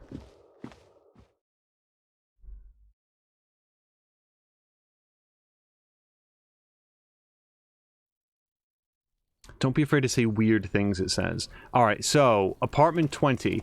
I think that's the smoker's apartment up there, so let's go over here. I'm gonna save it, because who knows what's gonna happen here.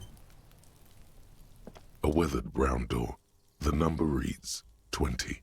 Something smells good. Soup allongio. The lieutenant motions to you to go ahead and knock. This is the door. You already know it's the right door. This is going to be so hard. Don't knock! Just leave! You don't need this! You don't need to sad it up! Why not talk to Kim? We should discuss this before we move on. What should we expect? You're right. Let's talk this through. He looks at the apartment door and lowers his voice a bit. You hear light footsteps passing by the door and some folk music playing on the radio. We have our first preliminary identification. In all likelihood, the deceased is the husband of Billy Méjean. We need to confirm this, as well as deliver the death notification to Billy herself. Now, delivering a death notification is never an easy task. There's a reason why it's often called the most stressful part of our job. This is why it's usually done in pairs. You got this. I'll be monitoring reactions, ready to act if necessary. So this is a case where I'd really like to be able to put some extra points into Psyche, because that, I think, is going to power... I mean, let's actually look, because I think I can check that right here. Yeah, Psyche is right here, and I've got... That's where Volition, Empathy, Esprit de Corps is, Suggestion. I want to check my clothes and stuff before I have this conversation. Anything we can do to up these? Because I have very good intellect, but I think that if you're delivering a death notification, you want to have a bunch of stuff in here. Or spend your points, which... really should go do that. Do you have any advice on how to tell her he's... Well, don't trail off like that, genius. He's passed on. He's not with us. What if I don't want to do this? I don't want to do this. Let's turn around. Okay. Do you have any advice on how to tell her? Dad, just don't say that you know how they feel. You don't. Good advice. Okay, no one wants to do this. I guess I think I'm ready. The only other thing is that I've got 10 charges. Let me just look real quick, because my volition is at 1 because of how much psychic damage I've taken.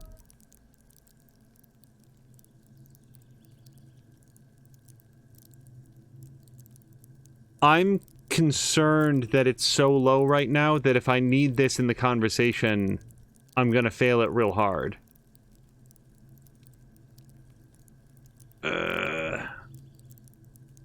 I also don't want to waste these points. Like, it's so late in the day.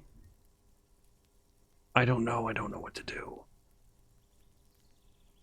I'm just gonna have the conversation. Alright. The lieutenant motions towards the door. Leave.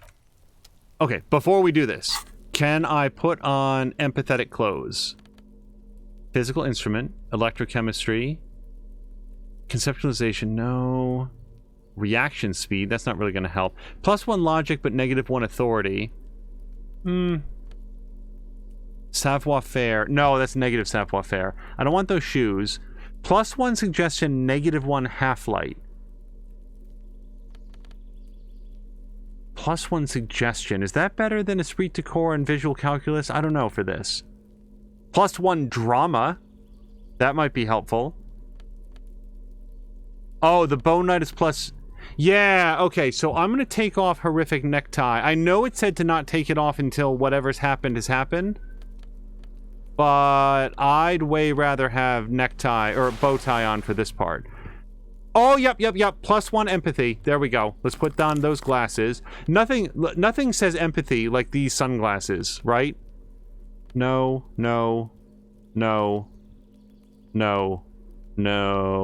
Okay, so I think that's as good as it gets. Let's hit it. I'm empathetic and dramatic. That's exactly why I want to deliver this horrible news. A weathered brown door. The number reads 20. Something smells. The lieutenant, this is the door. You already know it's the right door. Knock it. Hello? Who is it? A voice calls out from the other side of the door. And someone turns down the radio. Is this Billy Majan's home? This is the police. Please open the door. The police? A moment, please. Please give us a moment. You hear shuffling inside. Tidying up. Nervously. There's fear in her voice. She unlocks the door. Come in, the door is open. Should I smoke? Oh, wait, no, I still have smoker's bonus. Yeah, I don't know how long it lasts, but I still got it going. Let's hit it.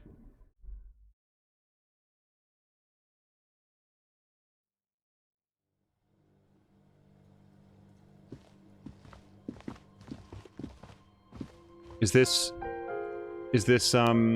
Billy? It's you from the book stand. Oh, I remember her. Yeah, I really bothered her for no reason. She just looks at you for a moment without knowing what to do. I don't think I introduced myself properly. I'm Billy. Would you like something to drink? Tea? Lemonade? We're out of coffee. The lieutenant has taken off his foggy glasses and is busy cleaning them in his handkerchief. For now, you're on your own here. Condensation. From stepping inside. He must feel vulnerable without his glasses. Is this why he's letting you take the lead? Thanks, but I'm all right. Is this about Victor, my husband? Is he in some kind of trouble again? I can come pick him up in the station if that's what. She stops, her eyes trying to read answers from your face. And bear in mind, this is my face. No, this is something much worse. Is he in a hospital? How bad is it? How about some small talk before you break the news? No, that seems awful. Definitely no small talk. This isn't the time or place. Right, thank you, suggestion. Can you imagine coming in and complimenting her on decor? And then saying, oh, by the way, that bed is going to seem a lot bigger. Anyway, I'll talk to you later. Shit. Kim is here. Discuss things through with Kim. And I have the lieutenant's handkerchief. Is there any way to get this higher? I don't think there is. I think we're just going to get right to it. Here's the thing. She's already concerned. She already knows something is wrong.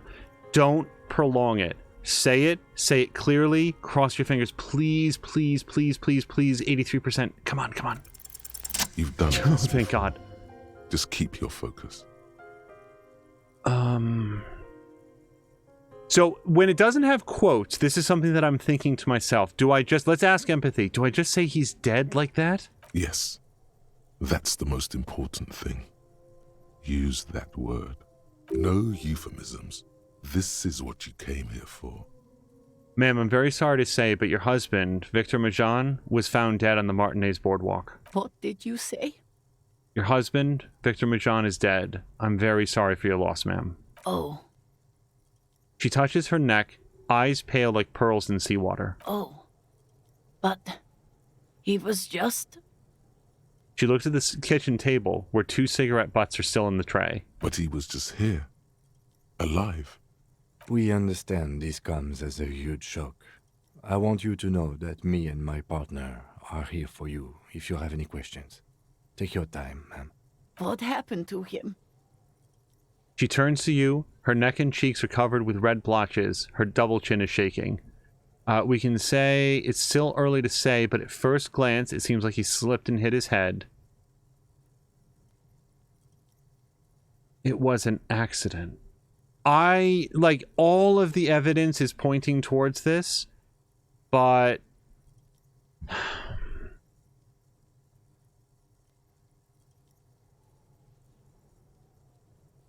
my natural inclination is to wait for a formal autopsy, because we don't know. If the autopsy comes back and says that he had kebab in his stomach, vomit on his shirt, and alcohol in his system, then everything matches up. But if forensics comes back and says that he hit the side of the bench too hard, or there were other injuries that we didn't notice underneath his clothing, I mean, who knows? So I'm going to go with it's still early to say, but here's what we believe happened. Was he drunk?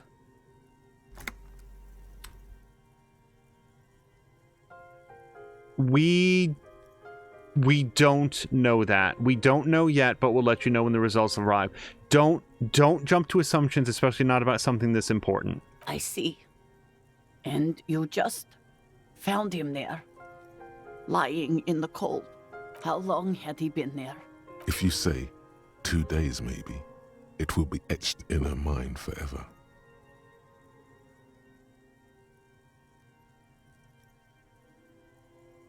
I hate to not give her answers. It couldn't have been long. Here's the trouble with it couldn't have been long. I mean, that's fine, except if it's been 2 days, he did not come home for at least one night. It depends a little bit on how we're counting 2 days, but at least one night, he didn't come home. And if we leave that door open, who knows what assumptions she's going to leap to. It's hard to say. She blinks, eyes welling up with tears, as her hand starts searching for something from the pockets of her dress. She's... okay. Here. The lieutenant takes out his handkerchief and offers it to the woman. She nods and slowly wipes away her tears. And then I say, is there anyone we could call for you? A friend, a family member, someone who could be here for you? No. I just need to tell my girls. The air gets sucked out of her lungs suddenly. Unreal. God. Should I call them? Should I tell them to come home? No. A day. So empathy says a day. Take a day to recover. You'll be better prepared when they come home tomorrow. I'm going to go with empathy. I mean, I don't know how old the girls are. I don't know if they're young adults or actual children, but I guess we'll go with what empathy says. Good. That's probably the right thing. Thank you. She nods, but with a wretched expression. Just tell me, what do I need to do next? Where is he? Can I see him? We've taken him to the city morgue. The local coroner will be contacting you shortly to arrange the funeral. Here's his number in case you want to contact him earlier. Kim hands her a leaflet with the morgue's contact information. A very good call. Is there anything else that the RCM could do for you? No, I'll call you if something comes up. I'm still... She rubs her face, runs her fingers over cheeks that have become numb. Thank you. Thank you for telling me. I'll call if... She runs out of breath. Again, I'm very sorry, ma'am. We should step outside and talk. Oh, Kim, I want to look at all the orbs in here. There's like 6 experience points I can get, though. Set the library card by her. I'm going to miss out on all the orbs! Okay, well, I missed some experience points, but...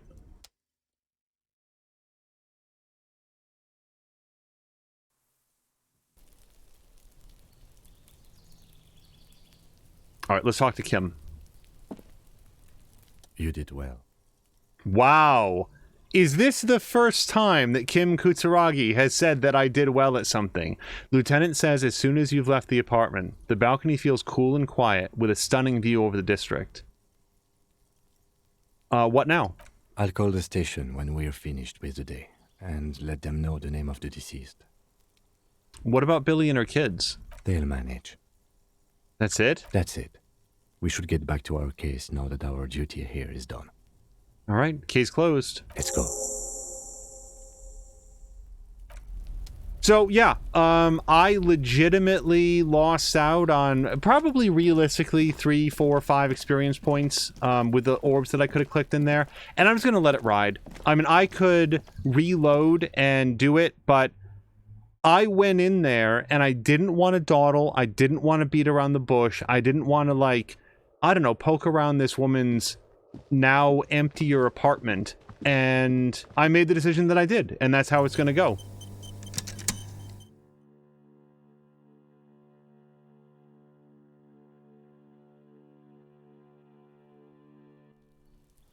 So, Patikan, I'm not sure if you're here right at the moment, but I would love to get your thoughts on how you felt E3 was. Like, I know that today was the last day or whatever, but I would be interested in your overall thoughts on the event. And if you saw anything that really surprised you or excited you, or if looking at it, it was just so like, oh, well, here's a bunch of stuff that comes out in like a year. I'll see it. I'll, you know, get excited about it when I see it. Now, one interesting thing is that my sense is that the Nintendo Direct took place today while I was at work, so I haven't seen word one about it. Well, that's not true. I've seen word one about it, and that one word was something called Metroid Dread. And I only bring it up here because that is not Metroid Prime 4, which has allegedly been in development for a while. Oh, did I lose my smoke bonus? I think I did. Yep, my little symbol is gone.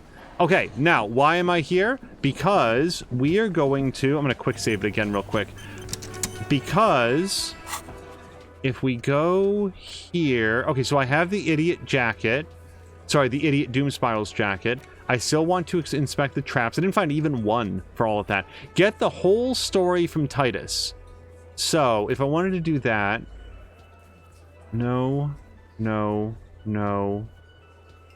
I should be able to get this policeman's cloak, too. Box of sunglasses, no. Sealang, racist lorry driver. Titus Hardy. So I need to have a rhetoric, godly rhetoric. That's what I need. Does it tell me what this is about? No, it doesn't. All right, so this is what I want. Those on white are available to try now. Okay, so I can try it right now, and then I've got 2 points that I can put into rhetoric if I fail it. So we are going to get the whole story out of this man. You again. What is it?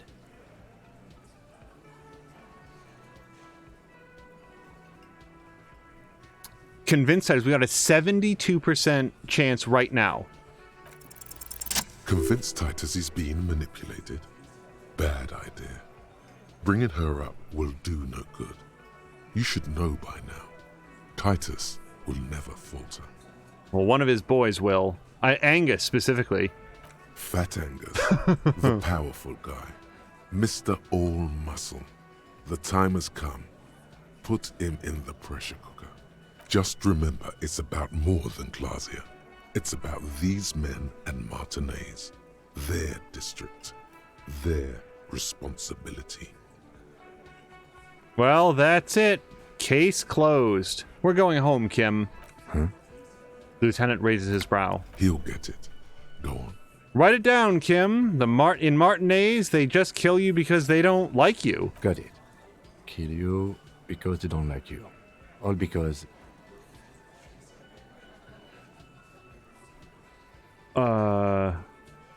Wait. Hold on a second. Bringing her up will do no good. You should know now that Titus will never falter. Bringing her up will do no good. Because of some chick. So, Angus, I want to say that Angus really had a thing for Claudia, didn't he? I think he did. I think I vaguely remember that. Because you're a foreigner, because you work for the wrong people, because they like killing. I'm gonna go with some chick. Bring that up one more time, and you won't get to write that report. Yes, I understand, Alain. That's your name, right, Alain? You'll kill us. That's what they do in the Wild North.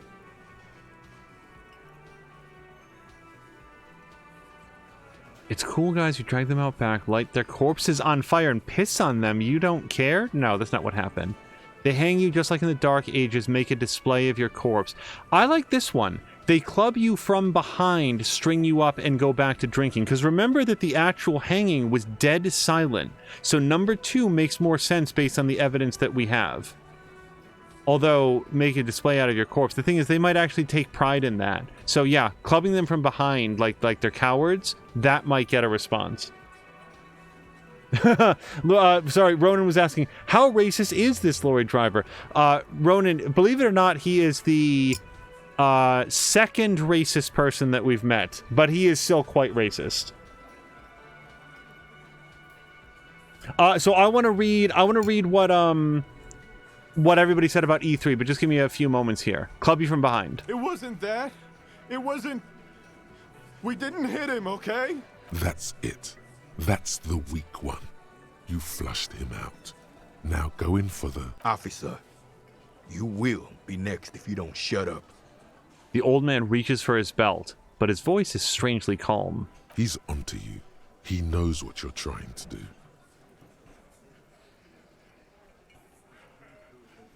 Look at Kim first. Do I want to look at Kim? I don't think so. I'm gonna turn to Angus. Or what? You're gonna fucking kill me like you killed him? For no fucking reason? We didn't kill him. We didn't even hang him. He was dead when... Shut up, Angus! Wait, he was dead before you hanged him? Fatty! Say one more thing to the cops and I'll... The little guy hits Angus on the back of the head. A loud slap. Dennis, stand down, or I'll beat your head in. Theo, take your hand off the belt. This isn't 31. I've got this under control. The room falls quiet. So quiet, you can hear Angus wheeze. Angie, where's your goddamn inhaler? You sound like you're dying. I left it home. I can't get it. I'm too fucked. I'm sorry.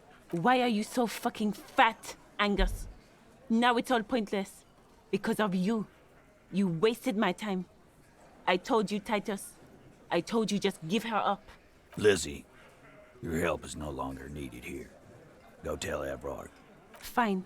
I'll tell him. After a long walk along the coast. She walks off without looking back. What just happened between these two? You're in. He's all yours. Questions. Let's turn and whisper to Kim. We did it. So you didn't kill him, he was already dead. Wait, I'm not going to say that I'm sorry that I made them fight. These guys were lying. And also, claiming credit for a murder they didn't commit? Let's hit it. You didn't kill him. He was already dead. He nods. You hanged the corpse to cover up the real cause of death. What was it? We're not sure. Probably a bullet. The wound was difficult to see. At least you'll know what to look for now, when you get around to doing the autopsy. Why? Because the girls asked us to. They were in some shit. Girls plural? There's another girl? 2 of them? Take note of this. They'll probably say more about her later. Did she kill him? Cop, I have no idea. The girl says she didn't. He doesn't think she did. Or at least he hopes she didn't. What happened Sunday night? Classier came down. She seemed really out of it. Drugged up, even more than usual. Bug-eyed and gurning, you know? Not in a fun way. Chat, what is gurning? It looked like she'd redosed after something went down. I've seen that look before. She was scared. I knew someone had died. How did you know? I've done this job for 10 years. I've seen it before. It's the politician in the motel room with the dead hooker scenario. Only in reverse. Good analogy, boss. You don't get to talk yet, Shanky. You're still on the bench. You keep taking it easy too, Angus. So Jägermeister is coming and going very quickly, and I am going to read chat. I'm very curious on the E3 takes. I really do want to see those. But thank you very much to Jägermeister. I hope you have a great evening. Thank you for coming through. What happened then? We went upstairs. Sure as day, the Merc was dead. And there was a bullet hole through the window. Fucking dirty sheets and bottles everywhere. He means they'd been fucking?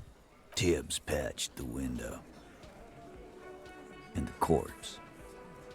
We hanged. Okay. There's a brand new window. Was that her bedroom? The point is there was a brand new window up there that at that time was just a detail that we noticed, and she didn't say anything about it.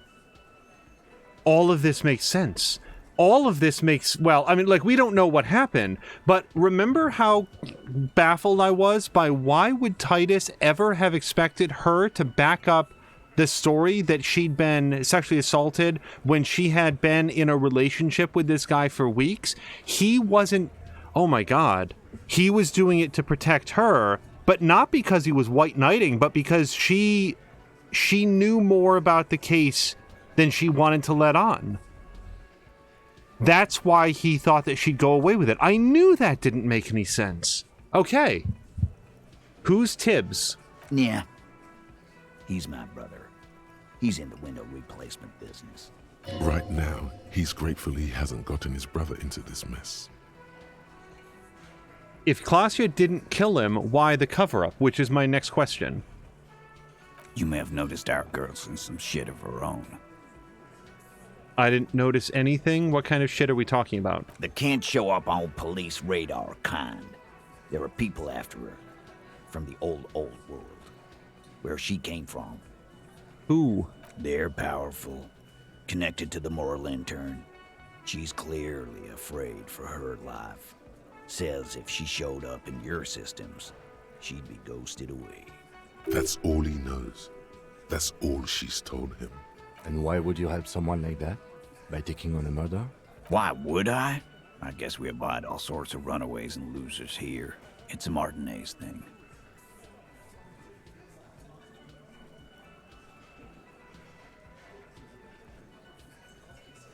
If he knew who killed the Merc, he either would have done something about it or potentially volunteered the information. It is worth asking if he has any leads. Also, Mia is asking, a gurn, or chuck in British English, is an extremely distorted and particular facial expression and a verb to describe the action. A typical gurn involves projecting the lower jaw as far forward and up as possible, and covering the upper lip with the lower lip. So she was basically, okay, that's a very good description. I don't have a better word for it than gurning, but that, okay, Jägermeister is stopping in the hotel to change clothes and now off to pickleball. Enjoy it very much, Jägermeister. All right, so I'm going to go with whose idea was it to hang him. Do we care, though? I mean, I'm going to ask this. Let's just ask it. In a manner of speaking. Remember the 2 girls? He may be talking about the other one. Earlier you said the girls asked for your help. Who was the other girl? That's right. Or was this the other girl? It was her idea to hang him. I liked it. For political reasons. It sent a good message. It's her, isn't it? The drug trafficker, the missing 8th Hardy. Fella, you think too much. He's off all right. You're gonna hurt your head. A little too far there, but you're definitely right. That woman is just affiliated with the Hardy Boys. You don't know her, anyway. You know, it's okay for there to be a Hardy girl. Understood. Can you tell me anything about her name and current location? You're going to stonewall me if I ask you more about her, aren't you?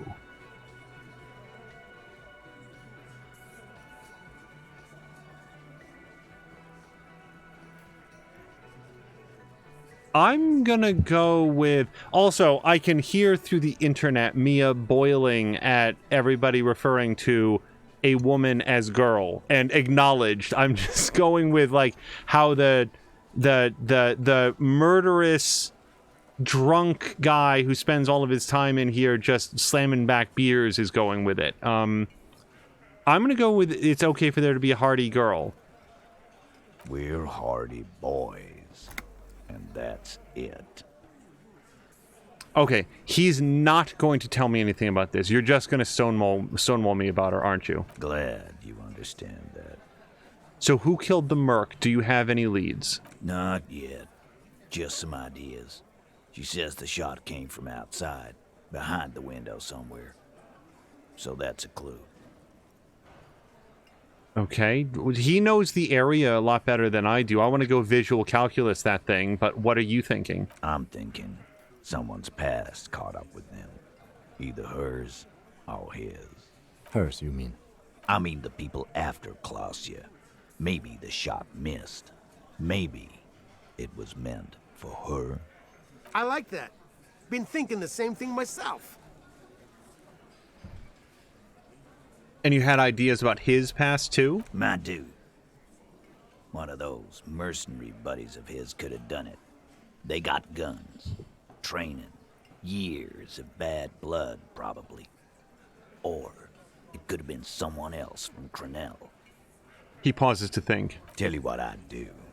Check out the coast for vantage points. Maybe consult with a ballistics buddy of mine. That's what I'd do. If I wasn't too busy doing this clown dance with you. Really, that's all the stuff that you'd be doing, Titus. You'd be doing all of that if I wasn't bothering you, like I haven't been bothering you for 2 solid days while you just hang out here with your buddies. You really have a full itinerary except for the 15 minutes that I ever talked to you. So sorry that I've kept you from all the important work. I'm going to try to whisper to Kim, we did it? The lieutenant gives a smile only you can see. I am not going to be sorry for making them fight. I got them. Thank you for this, Titus. I'll go talk to her for the last time. You do that.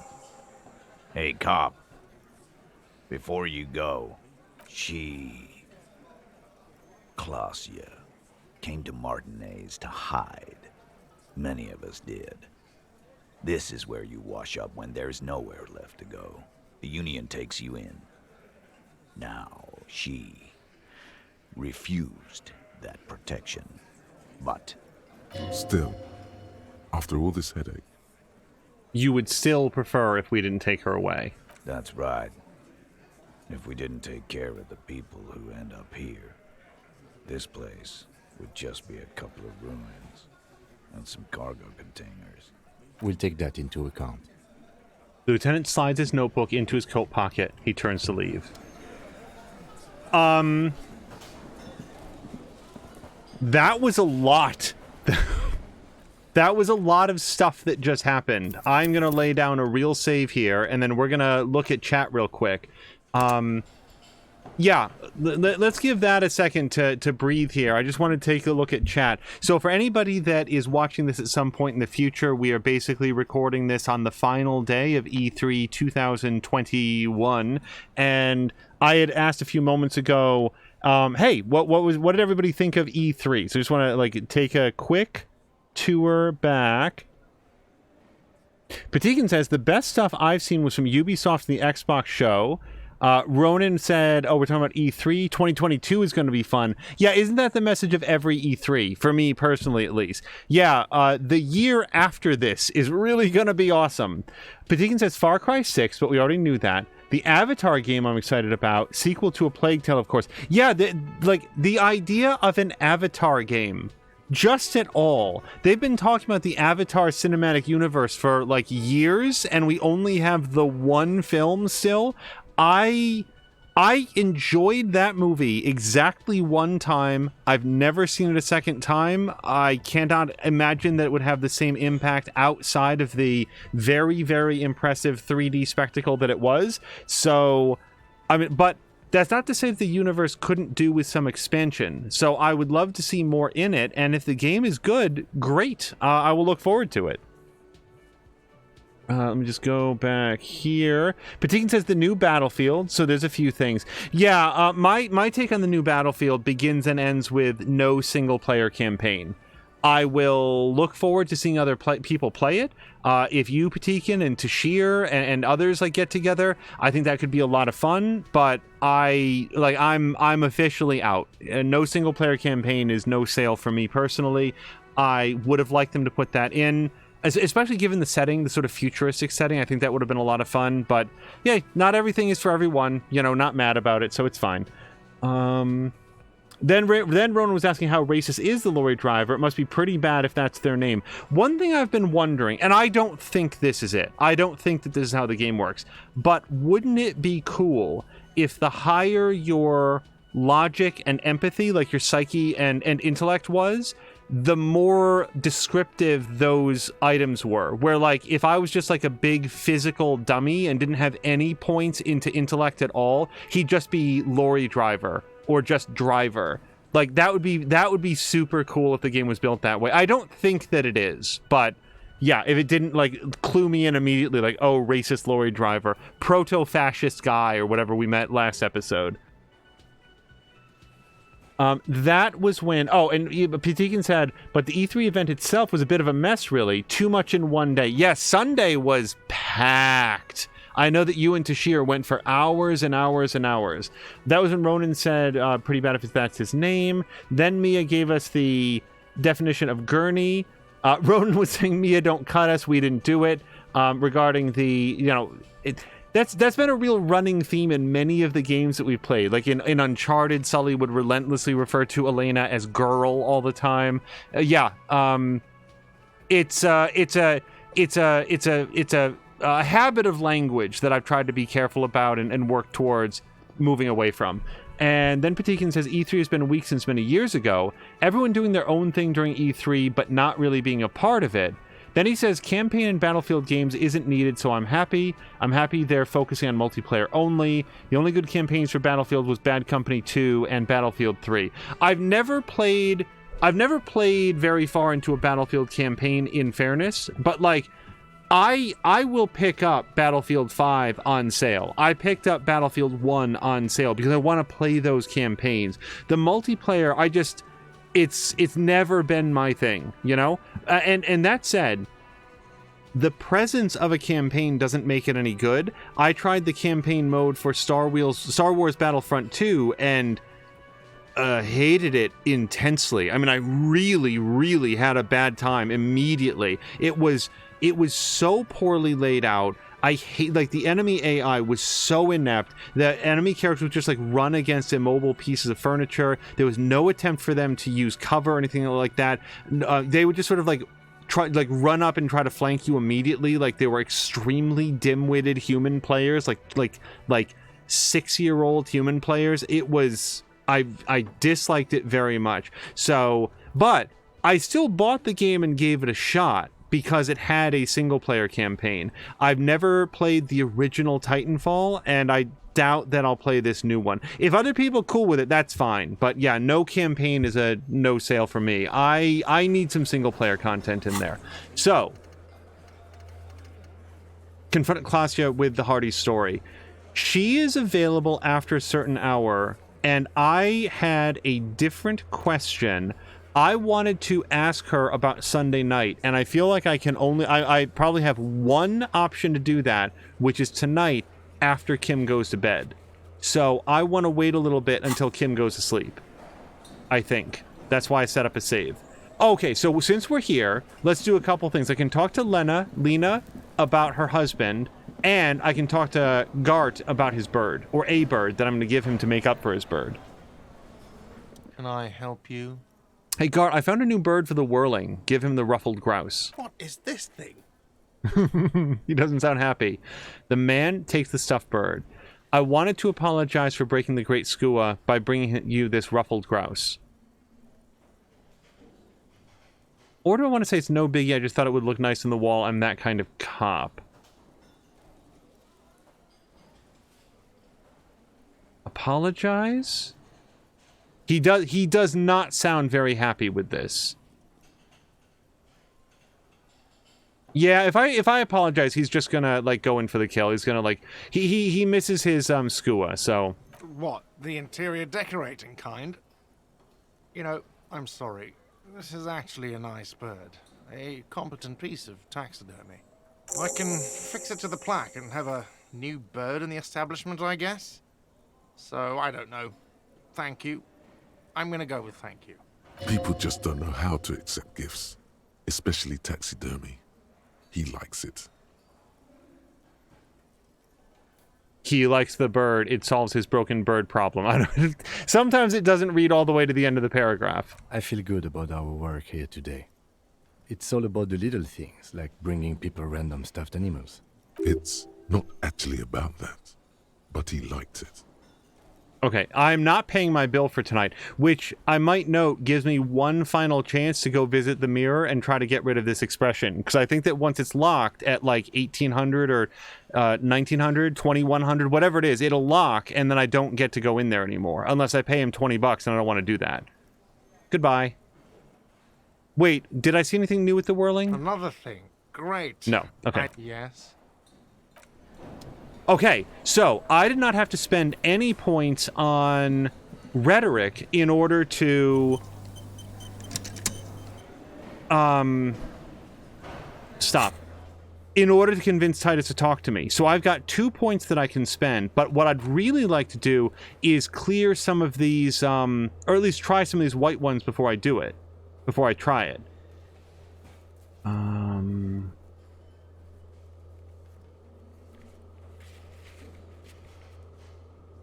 Yeah, the mirror requires encyclopedia power. Kuno requires legendary empathy. Man, there's so many things I want to do. But so okay, so I cannot do the mirror. I don't have that open. Unless wait, if I put on like a better set of glasses, like encyclopedia glasses, would that be helpful? Here's some encyclopedia glasses. Can I try it now? Journal.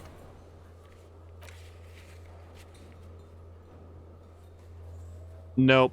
Let's go look real quick, but it's not listed as white, so I don't think I'm allowed to.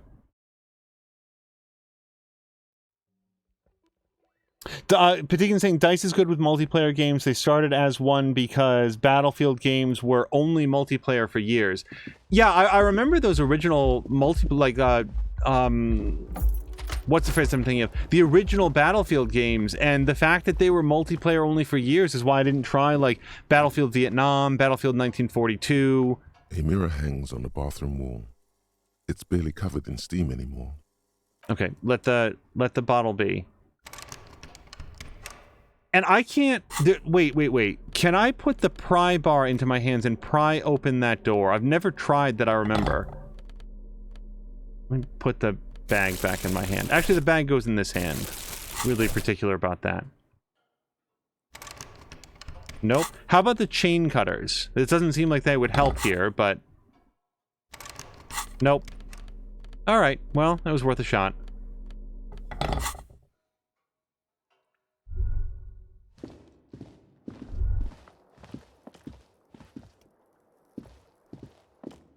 No thoughts?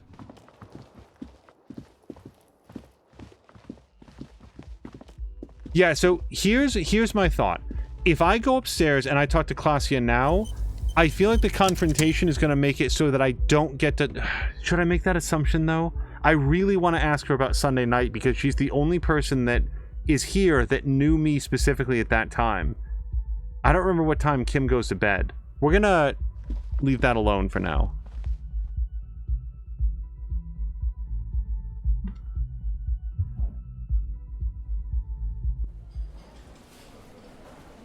Now, let me talk to these two assholes. Oh, and Lena. I'm going to talk to Lena first. Oh, hello, dear. There you are again. I ran into your husband on the coast. Goodness. How is he? Did he say why he hasn't returned yet? The old woman clasps her hands together over her blanket. He's fine, ma'am. As we had suspected, he couldn't get back earlier because the water lock on the canal was broken. Now he's just finishing up somewhere. Hello to Ricardinho. Oh, yes. That's my Morel. He's bound to catch a cold staying out there for so long. But I am so relieved to hear that he's okay. Thank you for putting an old woman's heart at ease, if even a little. You haven't, however. There are dangers out there. Our aging body's foul. Her heart won't rest until Morel is safely back with her. Also, Patikin's saying, oh, the Guardians of the Galaxy game looks fun from the Deus Ex devs. I didn't realize it was from the Deus Ex devs. Because here's the thing. That game I thought did look really, really good. But Deus Ex, the first one, there was Human Revolution and Mankind Divided. I think Human Revolution was the first one. Ooh. That game starts off strong and then goes downhill pretty significantly as it goes on. That game, the Human Revolution was very interested in wasting your time. It would have you go all the way to one corner of the map and then give you a quest that would require you. It's an optional quest, to be fair, but a quest to go all the way back to the opposite end of the map. It was so tedious, that game, and it kept doing stuff like that. I grew very, very disillusioned with Human Revolution, such that I have not yet tried Mankind Divided. I'll play it someday, but hopefully their design philosophies have gotten a little bit tighter since then. That's an old game now. Like, you know, hopefully they've grown and they have you know, maybe some tighter hands on the wheel. We'll put it that way. Oh my gosh, McMaster, thank you so much for the resubscription. And let me just scroll back. I always feel like it comes and goes so quickly, but I really want people to know that when they cheer or subscribe, it really is like, it's such a big deal, and we really, really appreciate it. Patikin was saying, but that's a game to play off stream because you probably know the reason. Just a game to... Guardians of the Galaxy? Why would that be an off-stream game? I'd probably want to play that on stream. I can't say that I really like the look of anything from Square Enix, or SE, says Ruination Ronan. I've heard that the Square Enix show was disappointing to people, but I have not seen it. I always wait, like a few days after E3 so I can sort of like watch the stuff that I'm interested in. Mia, thank you very much for doing the shout-outs. And... oh, Patikin says it's the music. I haven't actually seen very much about the trailer. Was it all like licensed music again? Played in Guardians without it? Yeah, no thank you. Oops. Yeah, that music is going to be a thing. Okay, so let's talk to Lena. You never told me you've never... oh, wait. McMaster, I love having you here. Your subscription is very much appreciated. I should pause here to say that although nothing on this screen is in any way a spoiler, we have made big advancements in the main plot line of this game. I know that you were talking about playing it. I would love to have you hang out here, but we've seen a lot of really significant main story stuff, and I would really hate to spoil something for you accidentally. So if you preferred to be here during Uncharted 4 or 2 Point Hospital or a couple other things that we were looking at playing, you know, thumbs up for that. But he's been this far. Okay, I wasn't sure how far he had gotten. Like Wednesday, right? Like, okay, I just wanted to make sure. I wanted to give you a chance because you had said that you were planning to get back to it. Okay, hey, Lena, you never told me that you'd never seen the plasmid. Oh, you don't want to hear about some old woman's ramblings. I want to go. I want to know. Reflexively, the lieutenant read his familiar notebook. Well, it was summer. I was building a racing track out of sand on the beach near a tall stand of reeds. Quite a tall one. Many times my height, I remember. When, all of a sudden... Wait, where was this and how old were you? I'm getting ahead of myself. I was 5.5 in Betancourt in the suburbs. My grandmother had a summer home there. She'd just started forming memories. Real memories. Not the billowy haze of infanthood. Betancourt got bombed in the war. It used to be quite near, circa 20 kilometers from here. What happened? The strangest moment of my life.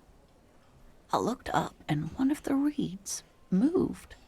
Not like a plant, but like a living thing. It stood up and looked at me. Its body unfolded like some antique toy. I've never seen anything like it. I didn't know this can happen, so I reached my arm and touched the thing. It felt just like a stalk of reed, but it moved, swaying, towering above me. After a while, 20 seconds, a minute maybe, it left, went into the reeds. Did you follow it? I tried, but I was only a child. There was mud and high water. I couldn't see it anymore. I was just standing there knee-deep in mud, looking around me. Where did you go? Don't go. Then what? I ran back home to my grandmother and asked her if reeds could walk, and told her they were looking at me. Of course, she just laughed at me, but I knew what I'd seen. For years, it was a story I told at parties when I wanted to impress boys. That sort of thing. Of course, most people just took it as a strange, amusing anecdote. So did I, honestly. But then I met Morel. We were on our first date when I told him my story. You should have seen his face.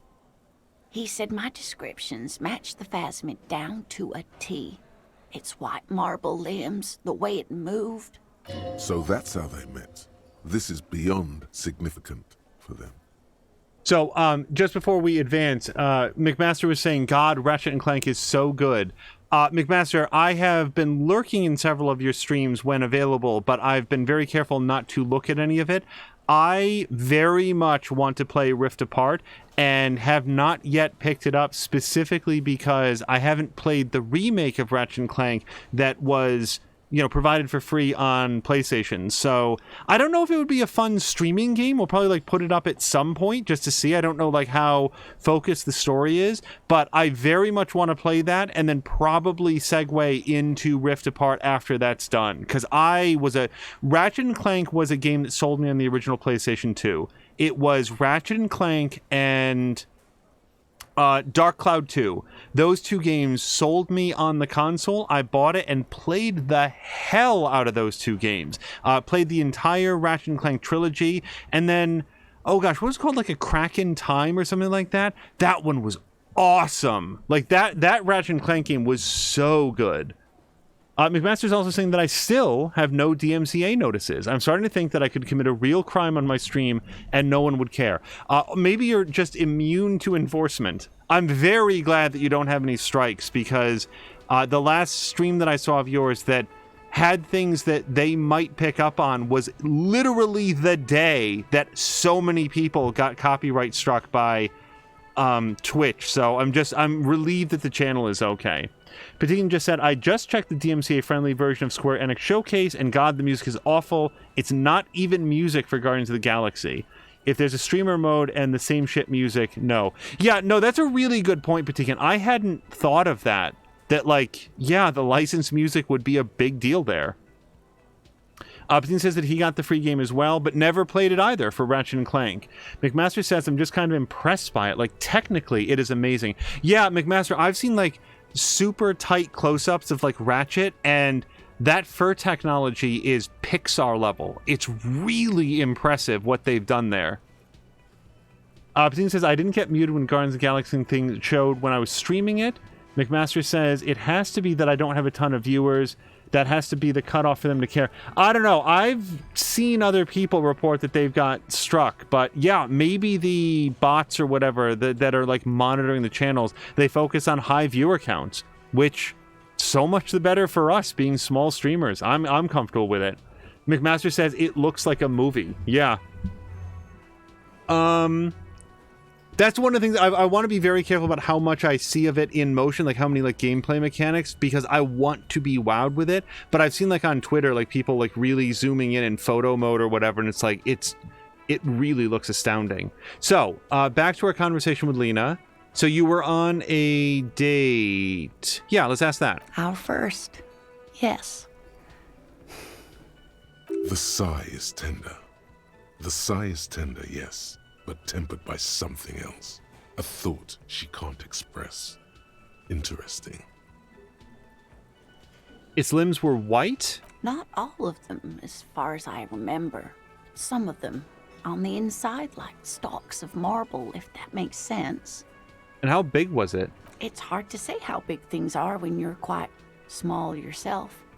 To me, it seemed to be taller than I was then, but that's probably not the case. What if it is the case?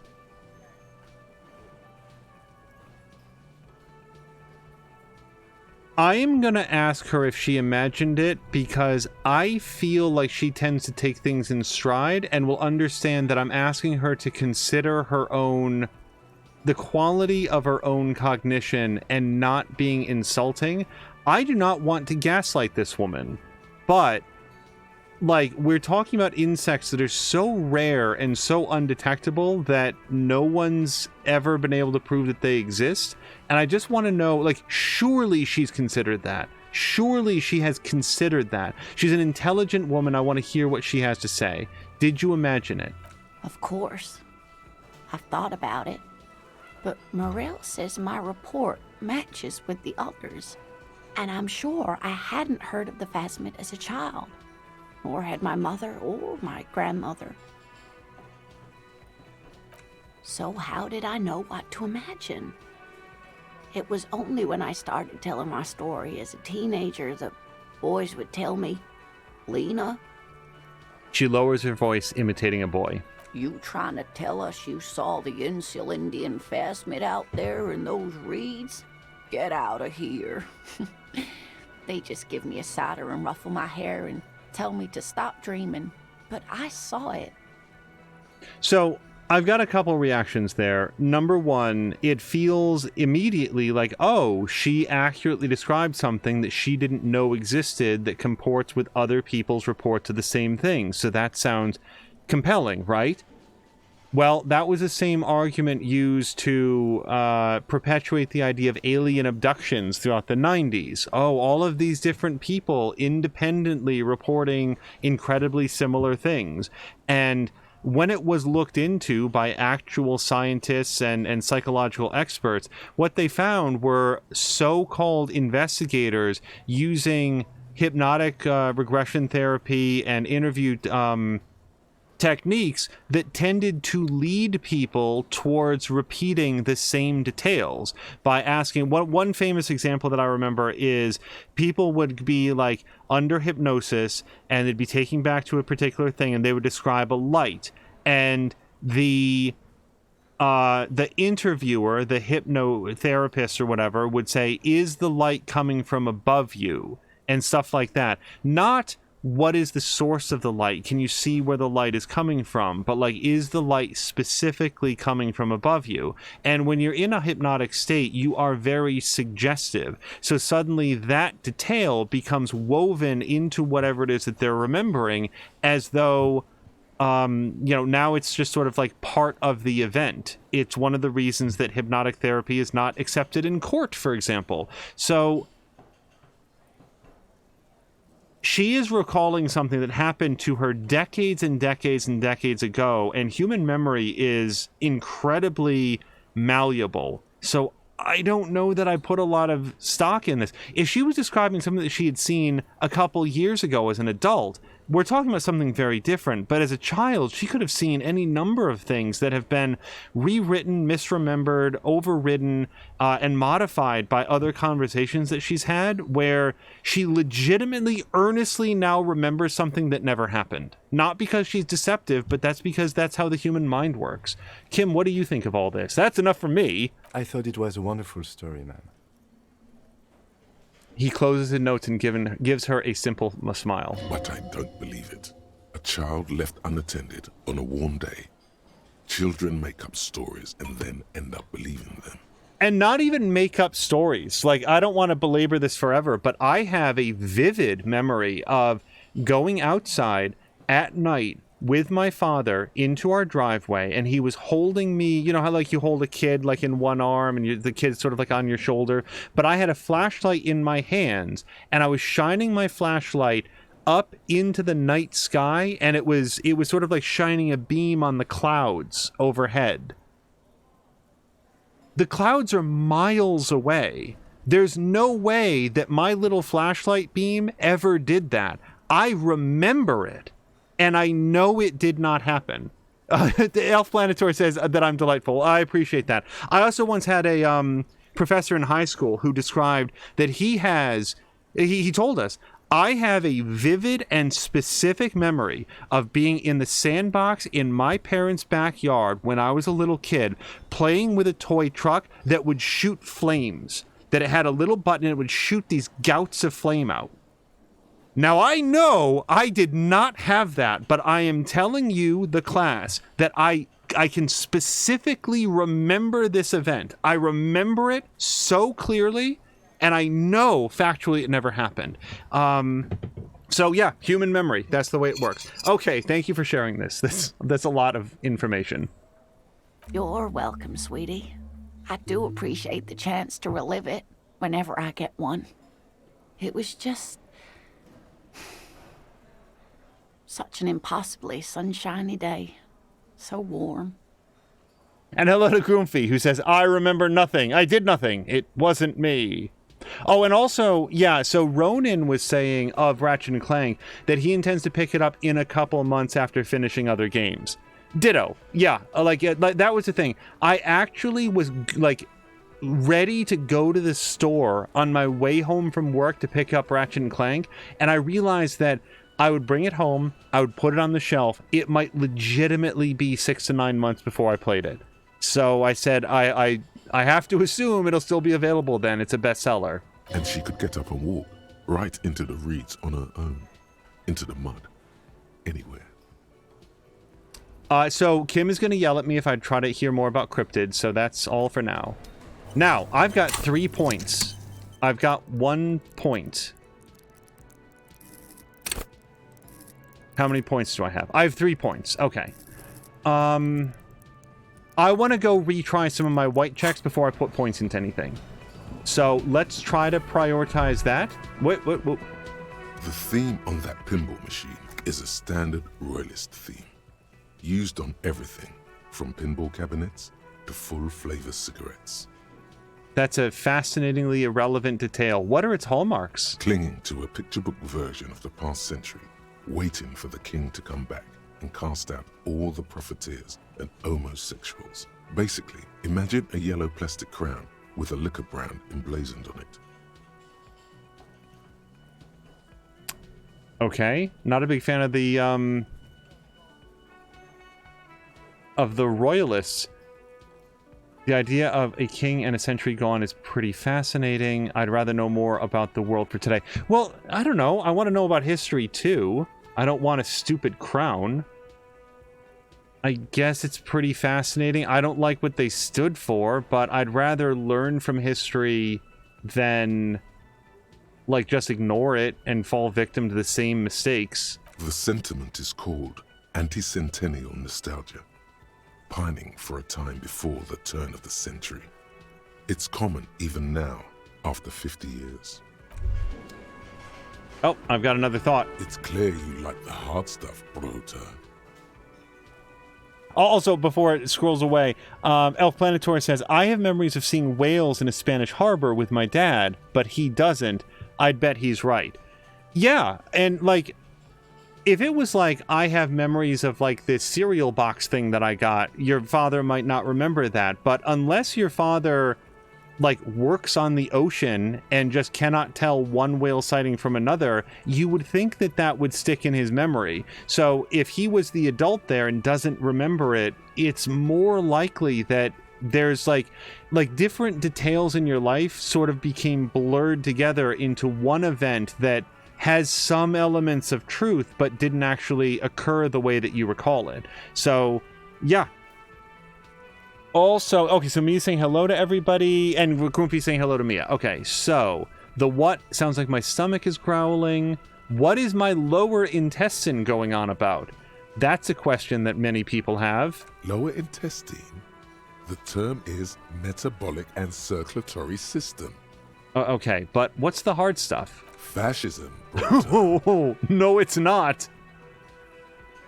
I'm going to ask, what is fascism? Many things, but it's mostly about trusting your gut. Who does your gut tell you is the source of Revachel's problems? I thought you were my circulatory system. Quit stalling, Bruta. We're talking about the weakest, worst, most insane thing. The weak link. Okay, I would like to point out to everyone that I do not have a shut the fuck up option. We're going to go with financiers because it feels like...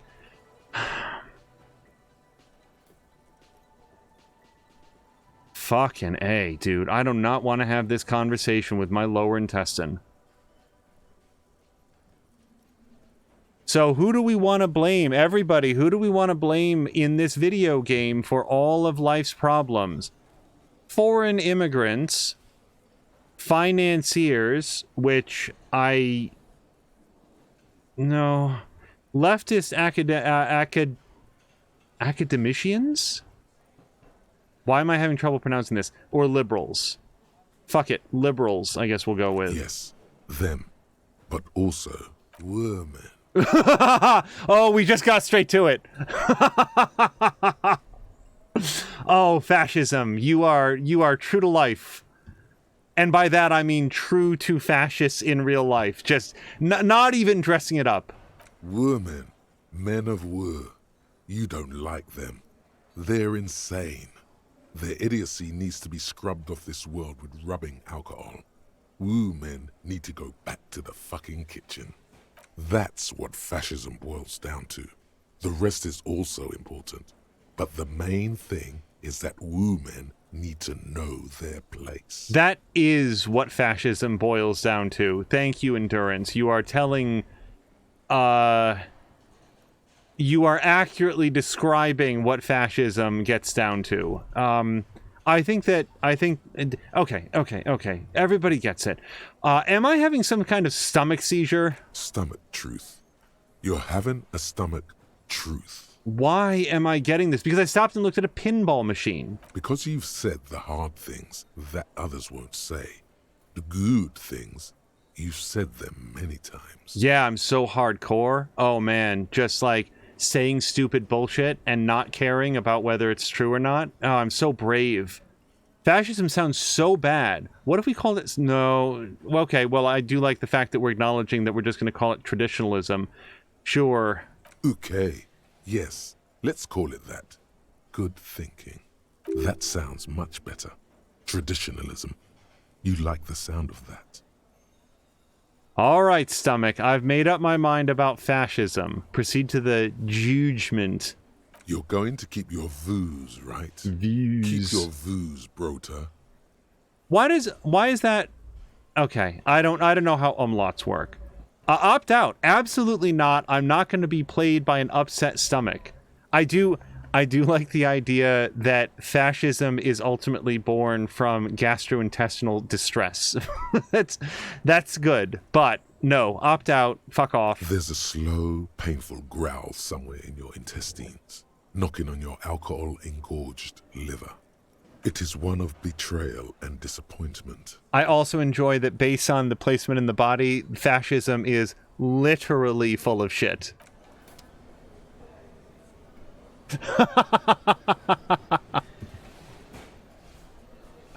Mia is shocked and disappointed that I went with liberals. The thing is, looking at the options on there, of all of the groups that look, I felt like I had a lot of options in there to name marginalized sections and said, how about liberals? They are the largest and least disadvantaged of the people on this group, and I felt like that was the way to go with that. Okay, let's go ahead. And also Blah is like, oh my god, why is this conversation, or sorry, what is this conversation, he corrects. Yeah, no, I will entertain this game's take on communism and moral internism, or whatever it's called, kingdom of conscience stuff, but fascism can go fuck right the hell off. So, wait, where are we headed? We're gonna go try some of my white checks, because look at how many I've got. I've got a bunch of them. So, we've got Gaston Martin. Oh, right, he's right over here. Yeah, let's go have a chat. Get off the pole, Harry. I think he's up here. Yeah, he's right over here. You know what? I think we're trying to convince him to give us his sandwich. I don't know why I want his sandwich. Oh, hold on. The spirited chirps and clicks of swallows fill the air. Yeah, so I could smoke or drop speed, but it's late in the day, and also I don't have very much health, so I don't want to do that. We'll wait until tomorrow. It is such a pleasure to see you again, officer. How may I head the citizens' militia on this fine day? All right, so as unlikely as this is, let's roll on 28%. A man so principled about his sandwich calls for a principled approach. Time to get political. I'm not too sure about that. Too late. Daddy's already fighting the bad fight. Make it stick. Oh, right, I don't think I have the options to not say these things. Back to police mode? Can I just opt out? Yeah, look at my other options. This city's going to shit. Sooner or later, some foreign anarchist is going to steal your sandwich. That's a fact. Or, your blood sandwich, point to it, is a tool of the oppressors, designed to keep the proletariat docile. Back to police mode. All right. Okay, so I can't do that. That's fine. How about some of my other white checks? What do I got? Right, C. Lang. Rhetoric challenging. I bet I can interact with him.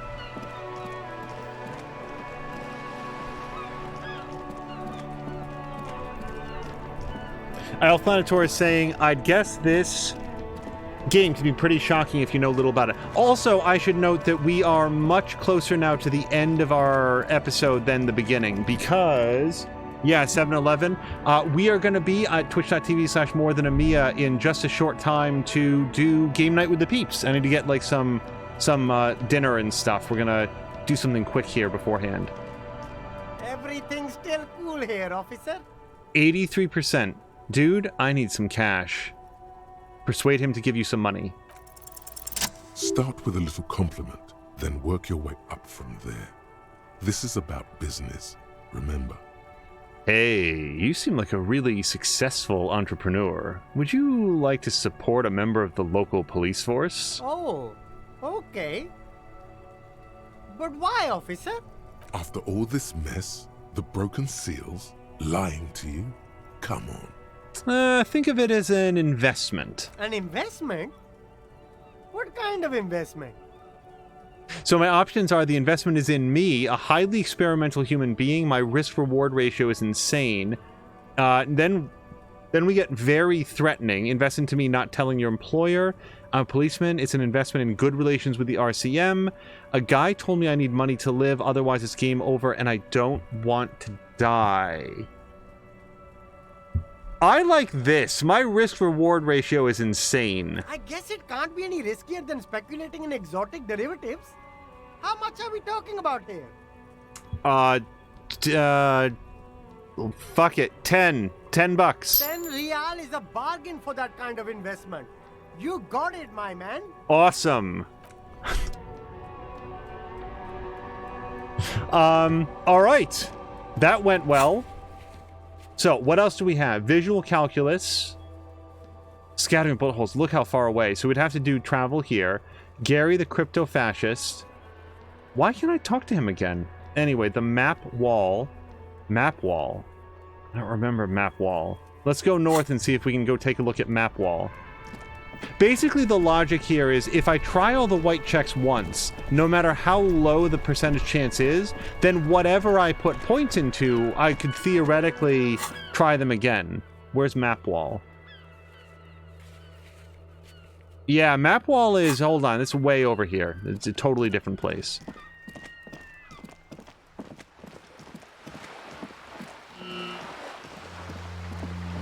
Hey everyone, remember when we told that woman that her husband died?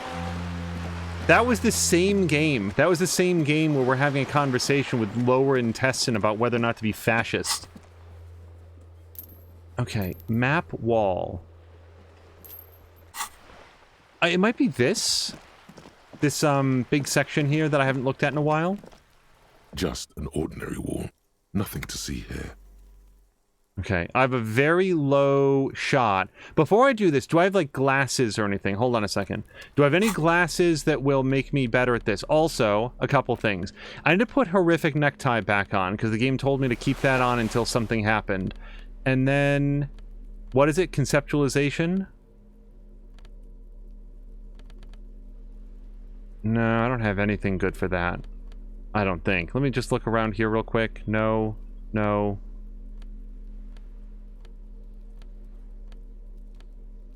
Wait. No, that's... Yeah, +1 conceptualization. Let's hit it. All right. Just an ordinary wall. Nothing to see here. That took us all the way up to 17%. This is not going to go well. You have no clue. It's just a wall. So many walls all over Martinez. Okay, so that didn't go well. That's fine.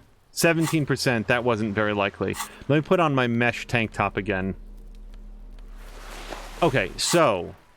What's my next white check that we want to try out?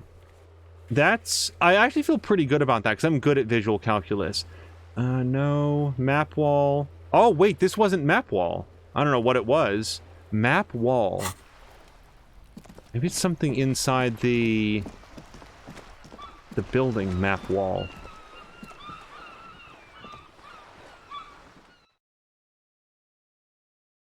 Oh, Elf Planetory is saving me some time by saying the map wall is to seal the map which I have already bought. Okay. Well, see, that just saves me a lot of time wandering around. I don't know why it's listed as a white check. Alright, pass. We don't need to worry about that one. That means it's going to be on the list forever, but whatever. The warded door. Pretty sure I've made it through that. Yeah, we already went through that. The barbell. I'm not good at physical instrument. There's no point in doing that. Now, the novelty dice maker. I don't think that I have good enough shivers to even bother going up there. Where's shivers even? Yeah, that's not gonna happen. It's gonna be like a 3% chance. We just pass on that. Measurehead. Again, not much of a physical instrument. The cafeteria window. Well, I know exactly where that is. I can go back there right now. Yeah, let's go back there. Maybe I can boost up my sight and take a look through that window.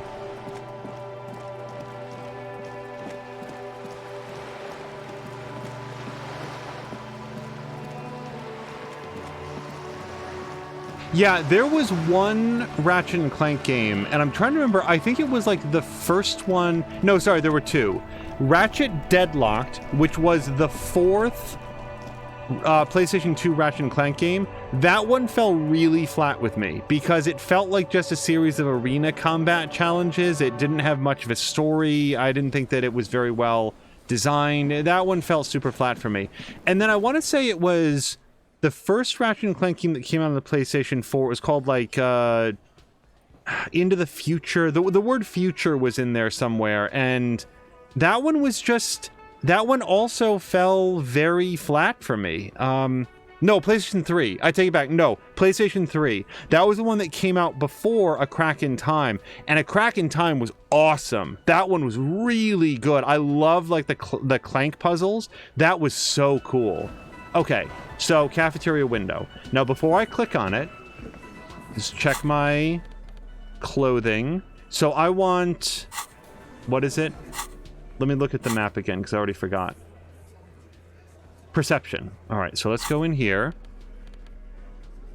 Yeah, this is -1 perception. I want positive perception.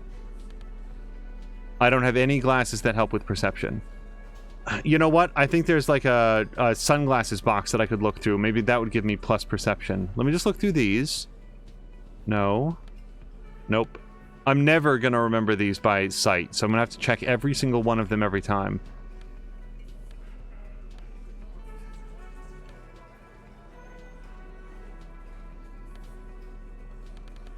Okay. Well, let me definitely take these off, because that's a negative to perception. Let me see what the percentage is, and then I might go see if I can fish out some sunglasses first. Behind the dockworkers, a ceiling-height window. The hawthorn branches scrape the glass like bony fingers. 28%. Before I do that, hold on. Avert your gaze. Maybe I can't do the sunglasses one. Yeah, a box of sunglasses requires a point in conceptualization. So, I'll tell you what. Here's what I'm going to do. I'm going to put a point in conceptualization so I can try that one. And first, let me see if I have any other conceptualization ones that I want to try first. Then I'll put a point into it and try it. Okay, let me just look here. We're down through here. Okay, nothing in here else is conceptualization. And I want to put points into conceptualization anyway, because that's sort of like how I view my character. Man, I can never... Which direction is Sealang? He's down here, I think. He's got the sunglasses. Yep, alright. So, point 1. Lock it in. I'm going to put a point into conceptualization. Alright, accept changes. That leaves me 2 points to play with. Now, do I have anything that increases conceptualization specifically?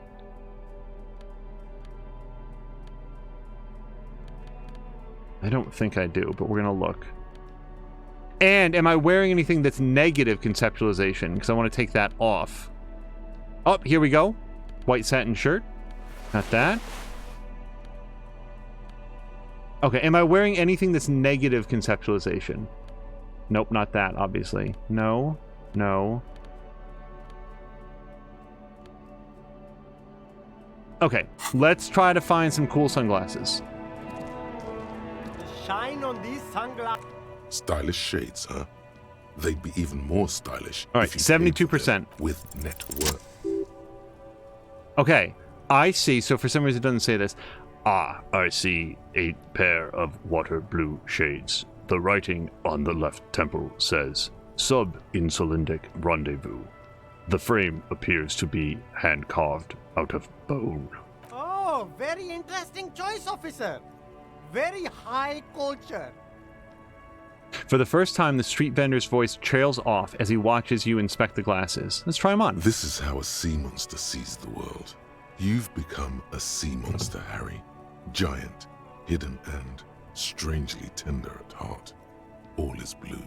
All right, but these actually make your vision worse. It's like literally being underwater. I don't think it's going to help me perceive that cafeteria window. Yes, but they also make your soul quiver like jello. So deep. Wow, officer! You look so cool! The street vendor has picked up his pace again as you observe the world through deep, sea-tinted lenses. And they can be yours for a mere 3 real. My regular customers have passed them all up because they've got no taste. But you found them. Hey, Kim, check this out. The lieutenant tilts his head and steps back, eyes narrowed in a thorough examination. It's a case to him. You look like a musician. Like a blind musician. But you could do worse. Take them if you want. Alright, so the ugly ones will give me electrochemistry but negative logic, so those are immediately out. -1 perception, +1 Inland Empire. Man, I don't like Inland Empire. And then the amphibian one is just straight up +1 perception. The sports visor, though, that's a hat, not glasses, is the problem. I don't think I'm going to take either of these. Leave for now. But see, here's the thing. Because of where I spent the points, I'm still glad to have that extra point in conceptualization or whatever, because that's going to help me out with the rest of the way that I play my character. All right, so let's go back in here, and we're going to really look at this window.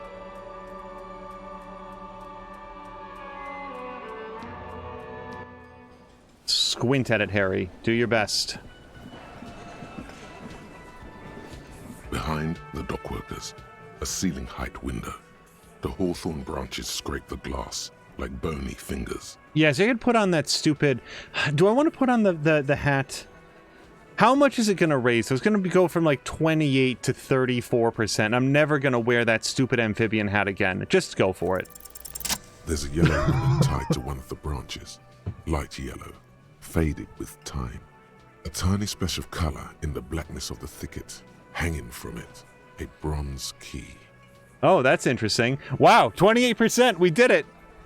Someone hid the key in the bush and attached a yellow ribbon to make it easier to find. I bet that key opens the secret door here. It's close enough to the latch up there. One can slide it open and just take it. Surely not a coincidence. Hey everyone, someone hid a key in that bush. I'm going to announce to this crowd of people. Huh? The big guy looks behind him. I need you guys to hand the key to me. Can you let me slide by so I can grab it? Titus, can you hand the key to me, please? Well, I'll tell you what. He's the man in charge. Let's ask him. I'm not your janitor, cop. I don't even know what you're talking about. There's nothing there. If he says it's there, it's there. The lieutenant takes his glasses off to clean them, then puts them back on. All right. Can one of your guys get them for me? This is not going to work either. And I need the fatty to get his feet amputated because the smell is killing me.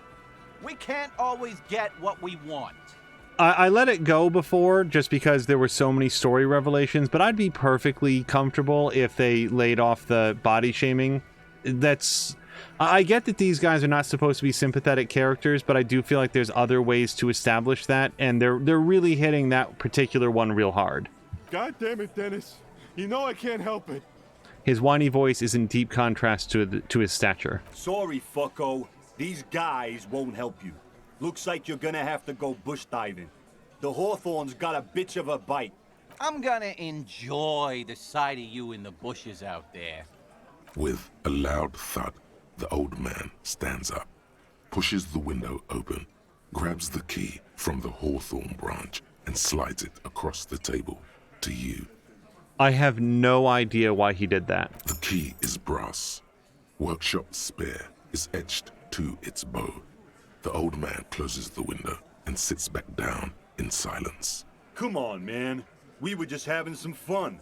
Where's the harm in... I'm tired of listening to your shit. Oh, okay. It's more about them than it was me. Be polite. Thanks. Don't thank me. I don't give two shits about your key. There is a silence around this man's words. Unlike Titus, they're afraid of him. That's the type of respect he commands. Does anyone know why this key was hanging right outside the Union box window? Didn't even know it was there. Boys. No idea. Never even seen it. Someone must have hidden it there before this room became our place. I wonder what doors it opens. I bet it's the door right back here.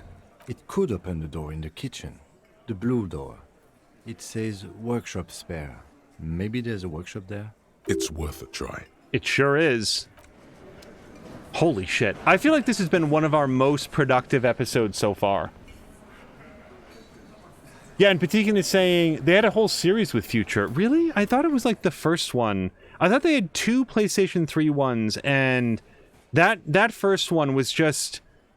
It just felt very trite to me, to the point where I was starting to think maybe I just don't like Ratchet and Clank, and then A Crack in Time came out, and I was like, well, no, I really like this one. Okay, so we got that done. Backyard wall. I can do this now, because I put another point in conceptualization. Okay, I don't have to do it right now. The padlock door is way over there. The barred door. Well, I don't have very good of that. Okay. Well, Yeah, I'm sort of... here's what I want to do. I want to spend my points, but I want to spend them... I want to make sure that I get as much mileage out of them as I possibly can. So Patikin says there's a trilogy. What were the other 2 games? Like, what were the 3 games on the PlayStation 3? Because I vividly remember 2 of them. One I didn't like, and one that I really did. And I just don't remember that one. Or like a middle one.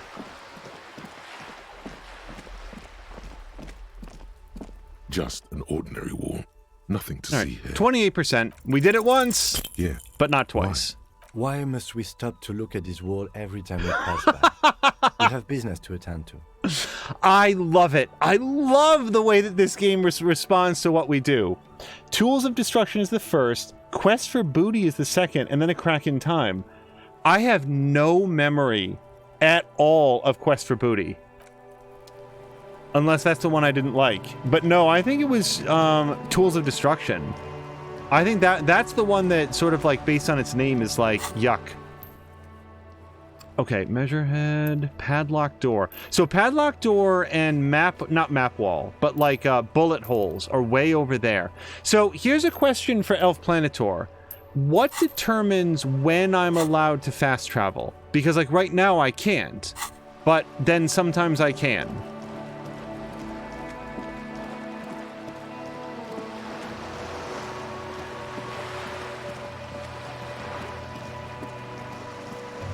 If I stop here, can I now fast travel? Yeah, now I can fast travel. Oh, and I unlocked the church at some point. I didn't realize that was a thing. Okay, so let's go over to the bullet hole wall.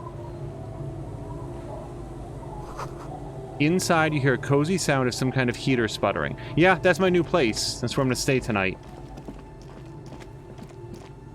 Okay. I don't remember exactly where the smattering of bullet holes were.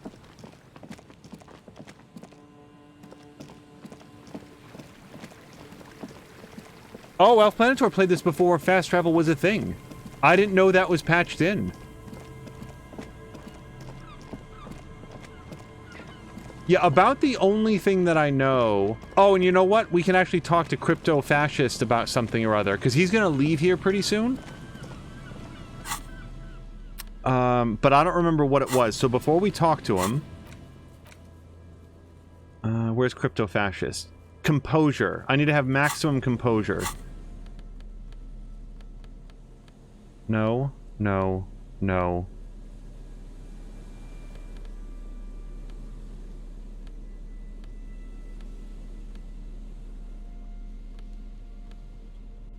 I feel like none of these clothes really give me a lot of composure. No. Okay, so we'll just roll for whatever it is. Always a pleasure. I mean, officers. All right, 28%. Let's roll it. Okay, he keeps shifting uncomfortably, but you can't make head or tail of this sound. Okay, so worth a shot. Now, where is the... Does the map give us any further clues on where it is? Dun, dun, dun, dun, dun. I have to stop playing very soon. But I really want to look at the scattering of bullet holes. So yeah, it just sort of shows there, and I don't really know where that is relative to where I'm standing. I remember looking at it with Kim. I thought it was like really close to the waterfront. Like I felt like it was one of the early things that we found in this area. Also, it doesn't hurt to run around because we are looking for 3 traps in this area. Oh, this is not a way.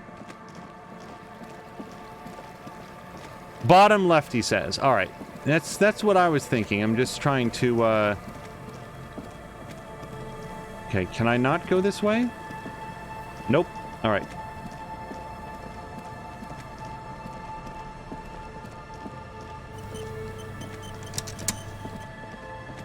Oh, here's one of the traps.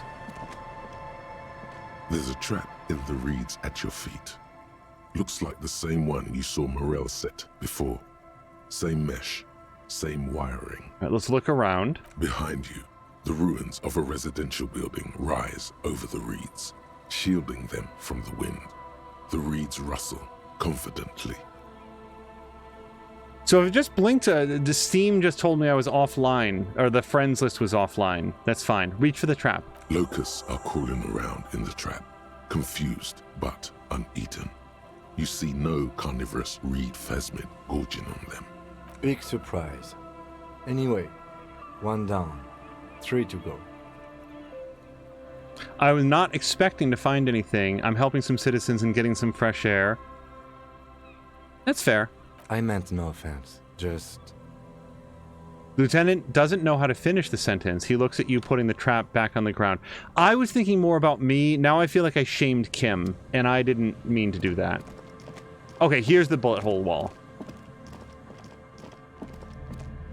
Okay, and this is... I can never remember anything. Visual calculus. All right, I think I have some glasses or something for that. Oh, no, I've got negative visual calculus. Okay, do I have any other clothes that do visual calculus? I don't know why I would.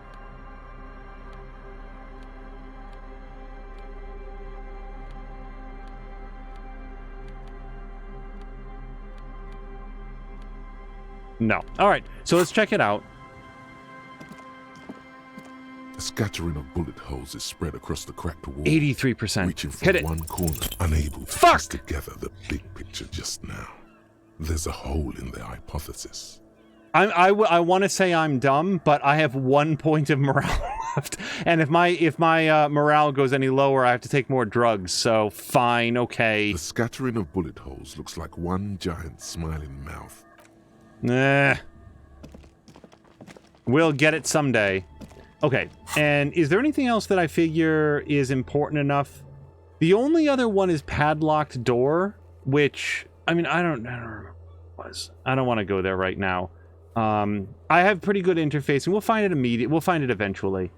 Okay, so the next thing that I would want to do, can't fast travel right now. The next, oops, crap.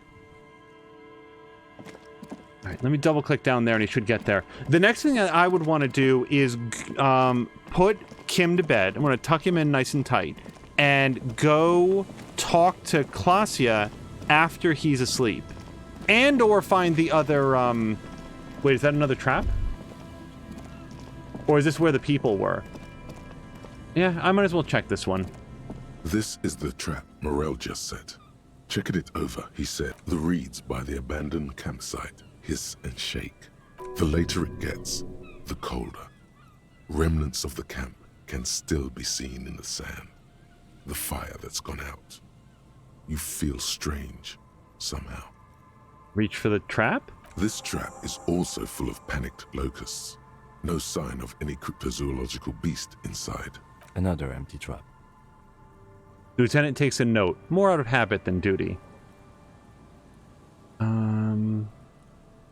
I want to make it absolutely clear that I don't really believe the phasmid exists. I'm happy to help, but I have questions about the veracity or the likelihood of any of this. Of course. Noted. He looks at you incredulously as you place the trap back into the reeds. Look, Kim, we're helping out some people. Like, what's it to us? We spent a few minutes looking at it. Oh, and Elf Planetour said I only said bottom left because that's where it was on the map. Yeah, and that's what I was thinking. That also, like, was with my memory. But it was like, I don't know, I think it's here. All right, here's some kids. I should really check the list again. Inspect the traps. In Land's End, far northeast of the Feld building. All right, let's go up there then. Because we've got actually some time before Kim is going to go to sleep. So this seems like something that we can do with that time. Far northeast. Here's the church. Yeah, so I haven't actually been up here yet. I wanted to check the church, but I'd love to check the trap too. I would have expected him to put the trap in the reeds nearby to them. This barrel's been recently discarded. It still smells of fuel oil. The chain trails off into the ocean to who knows where. And then here on the side...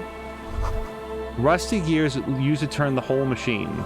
The building before you housed the engine. Must have been a big one.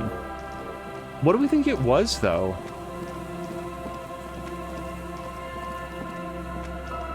Oh, there's the trap. This trap's not too hard to spot, once you know what to look for. Keeping it hidden has not been a priority for the cryptozoologist. Let's look around. The reeds sway in the coastal breeze. They seem to be waiting for something. The wind picks up here, near the cape's end, surrounding the narrow strip of land from 3 cardinal directions. It's cold for this time of year. Nothing but locusts in this trap as well. Definitely no cryptozoological monstrosity. Empty as all of them. One more of these and we are done. Say nothing. I don't know why I would be so defensive about it. Just put the trap down. The lieutenant stretches his back. All right, and there was at least something to look at up here. That's the thing with this game, man. There's, you know what? I think I'm going to save it right here so that I'll remember where we left off. So let's update with a real save. And I'm going to call it there. Let's bounce out to the main menu. What an episode. It's always fun when one of sort of like the milestone episodes, like episode 10 or 20 or 25, has like big events. And yeah, I mean, this was a big one. Let's just give anybody who for some reason is nervous about spoilers a chance to mute out just very quickly. But yeah, I gotta say that a turn that I was not expecting is that the group of guys that confessed full on to the murder, and it seemed so clear that their whole plan was to diffuse the responsibility among them so that nobody could really be charged with anything significant, so it wouldn't be worthwhile to try to pursue in an area where the RCM has minimal authority at best. That, like, there was something about it that didn't quite sit right with me, that she would expect, that Titus would expect that he could murder Klaasia's boyfriend and that she would go along with this bullshit story. But now we know what actually happened. They were actually trying to take the rap for somebody that they perceive is in grave danger from external sources that they can't necessarily protect her against. So the play that they made was to shield her from an official police investigation that might expose her full identity or get her into some database by taking the responsibility for themselves in a way that put them into minimal danger. And they thought that she would be willing to back them up on this because from their earnest perception, it's for her own good. And she wouldn't go along with it, and that makes sense for why he was surprised that she refused to go along with the story. Why it just, so many things fell into place there, and I thought it was really cool. Now, what we don't know is who took the shot. Presumably, if the two of them were together, he wasn't wearing his bulletproof armor, which means that somebody knew where he would be and when he would be at his most vulnerable and took the shot then. Titus floated the idea that the shot might have been meant for her, but I don't think so based on what we've had so far, because they could shoot her any time, including all of the time that she's up there hanging out on the roof by herself. They could take that shot now, and they haven't done it. I don't think that there's any question in my mind that he was the target of the shot. Now the question is, who and why? We know that he was bragging about his relationship with others, presumably 2 other mercs. Did he have a falling out with them? Did one of them have a motivation to kill him? I gotta say that, like, the scab that's out there pretending to rile up the workers and saying right to work, he doesn't seem particularly upset about the fact that one of his compatriots was killed. That seems kind of suspicious. Maybe he's just very dedicated to work and is able to bury his emotions, and he does care a lot. When we went to go talk to him about it, my mind said, hey, maybe you want to back off of this. It doesn't seem like this conversation is going to go very well for you. So maybe it is dangerous to bring it up. I don't know. I really found this episode very engaging. So well done, and we will see you guys around for episode 11. Now, it certainly will not happen tomorrow, Boy, this music is very loud. Tomorrow, we will be joining twitch.tv/morethanamia for the most recent episode of her Wildcard Wednesday. Even I do not know what will be on Wildcard Wednesday, but it will be a lot of fun to discover together. Maybe Limbo, if we're ever able to get that work. I'll say this, if Limbo is a Steam game, maybe it's worth turning off the Steam overlay, because that seemed to work wonders for Red Dead Redemption 2. So I would hope, and it's very much a hope because it's difficult to predict into the future, that we will see you guys again back here on Thursday. And on Thursday, I would expect that we are going to pick up our continuing adventures in the world of Disco Elysium, at which point I will have absolutely forgotten 90% of everything that I just said, and then it'll come back to me very quickly as we play. So on our way out, let's very quickly find somebody fun to raid. I think, you know who I'd love to... Boy, not a lot of people are on tonight, but I would really like to raid over to Pharmacy. He is playing Mass Effect Legendary Edition. Azric saying thank you for the great stream. Well, thank all of you guys. And I wanted to do two things very quickly. Number one, thank you again to McMaster for the resubscription. But whether he's here or not right now, I also wanted to circle back and thank, from our last episode, Vifal, Marquack, and I gotta check now because I want to make sure that I get everybody's name. But during an episode of Uncharted 4 that we did yesterday, several people like cheered to the channel, and I always intend to get back to that after the fact. Hold on, let me just get in here very quickly. To like thank them again at the end of the stream, and I just accidentally forgot. Yeah, Mr. Bones was a third person. So many cheers came in last episode, and I just wanted to take another moment to thank those guys because it's never expected. It's always a surprise, and I felt bad at the end of the stream when I didn't circle back to thank them again. So thank you again to those guys. It really, really means a lot when you guys hang out, or more than that, subscribe or cheer or recommend the channel, or even just lurk. It's very, very neat. So thank you again. All right, with that said, let's do a quick raid over to Pharmacy EU, who is playing... Hold on, I can't type this and do it at the same time because I want to make sure that we get... No, that's not spelled right. Pharmacy_EU. There we go. No! Oh, that's all wrong. Okay, one more time.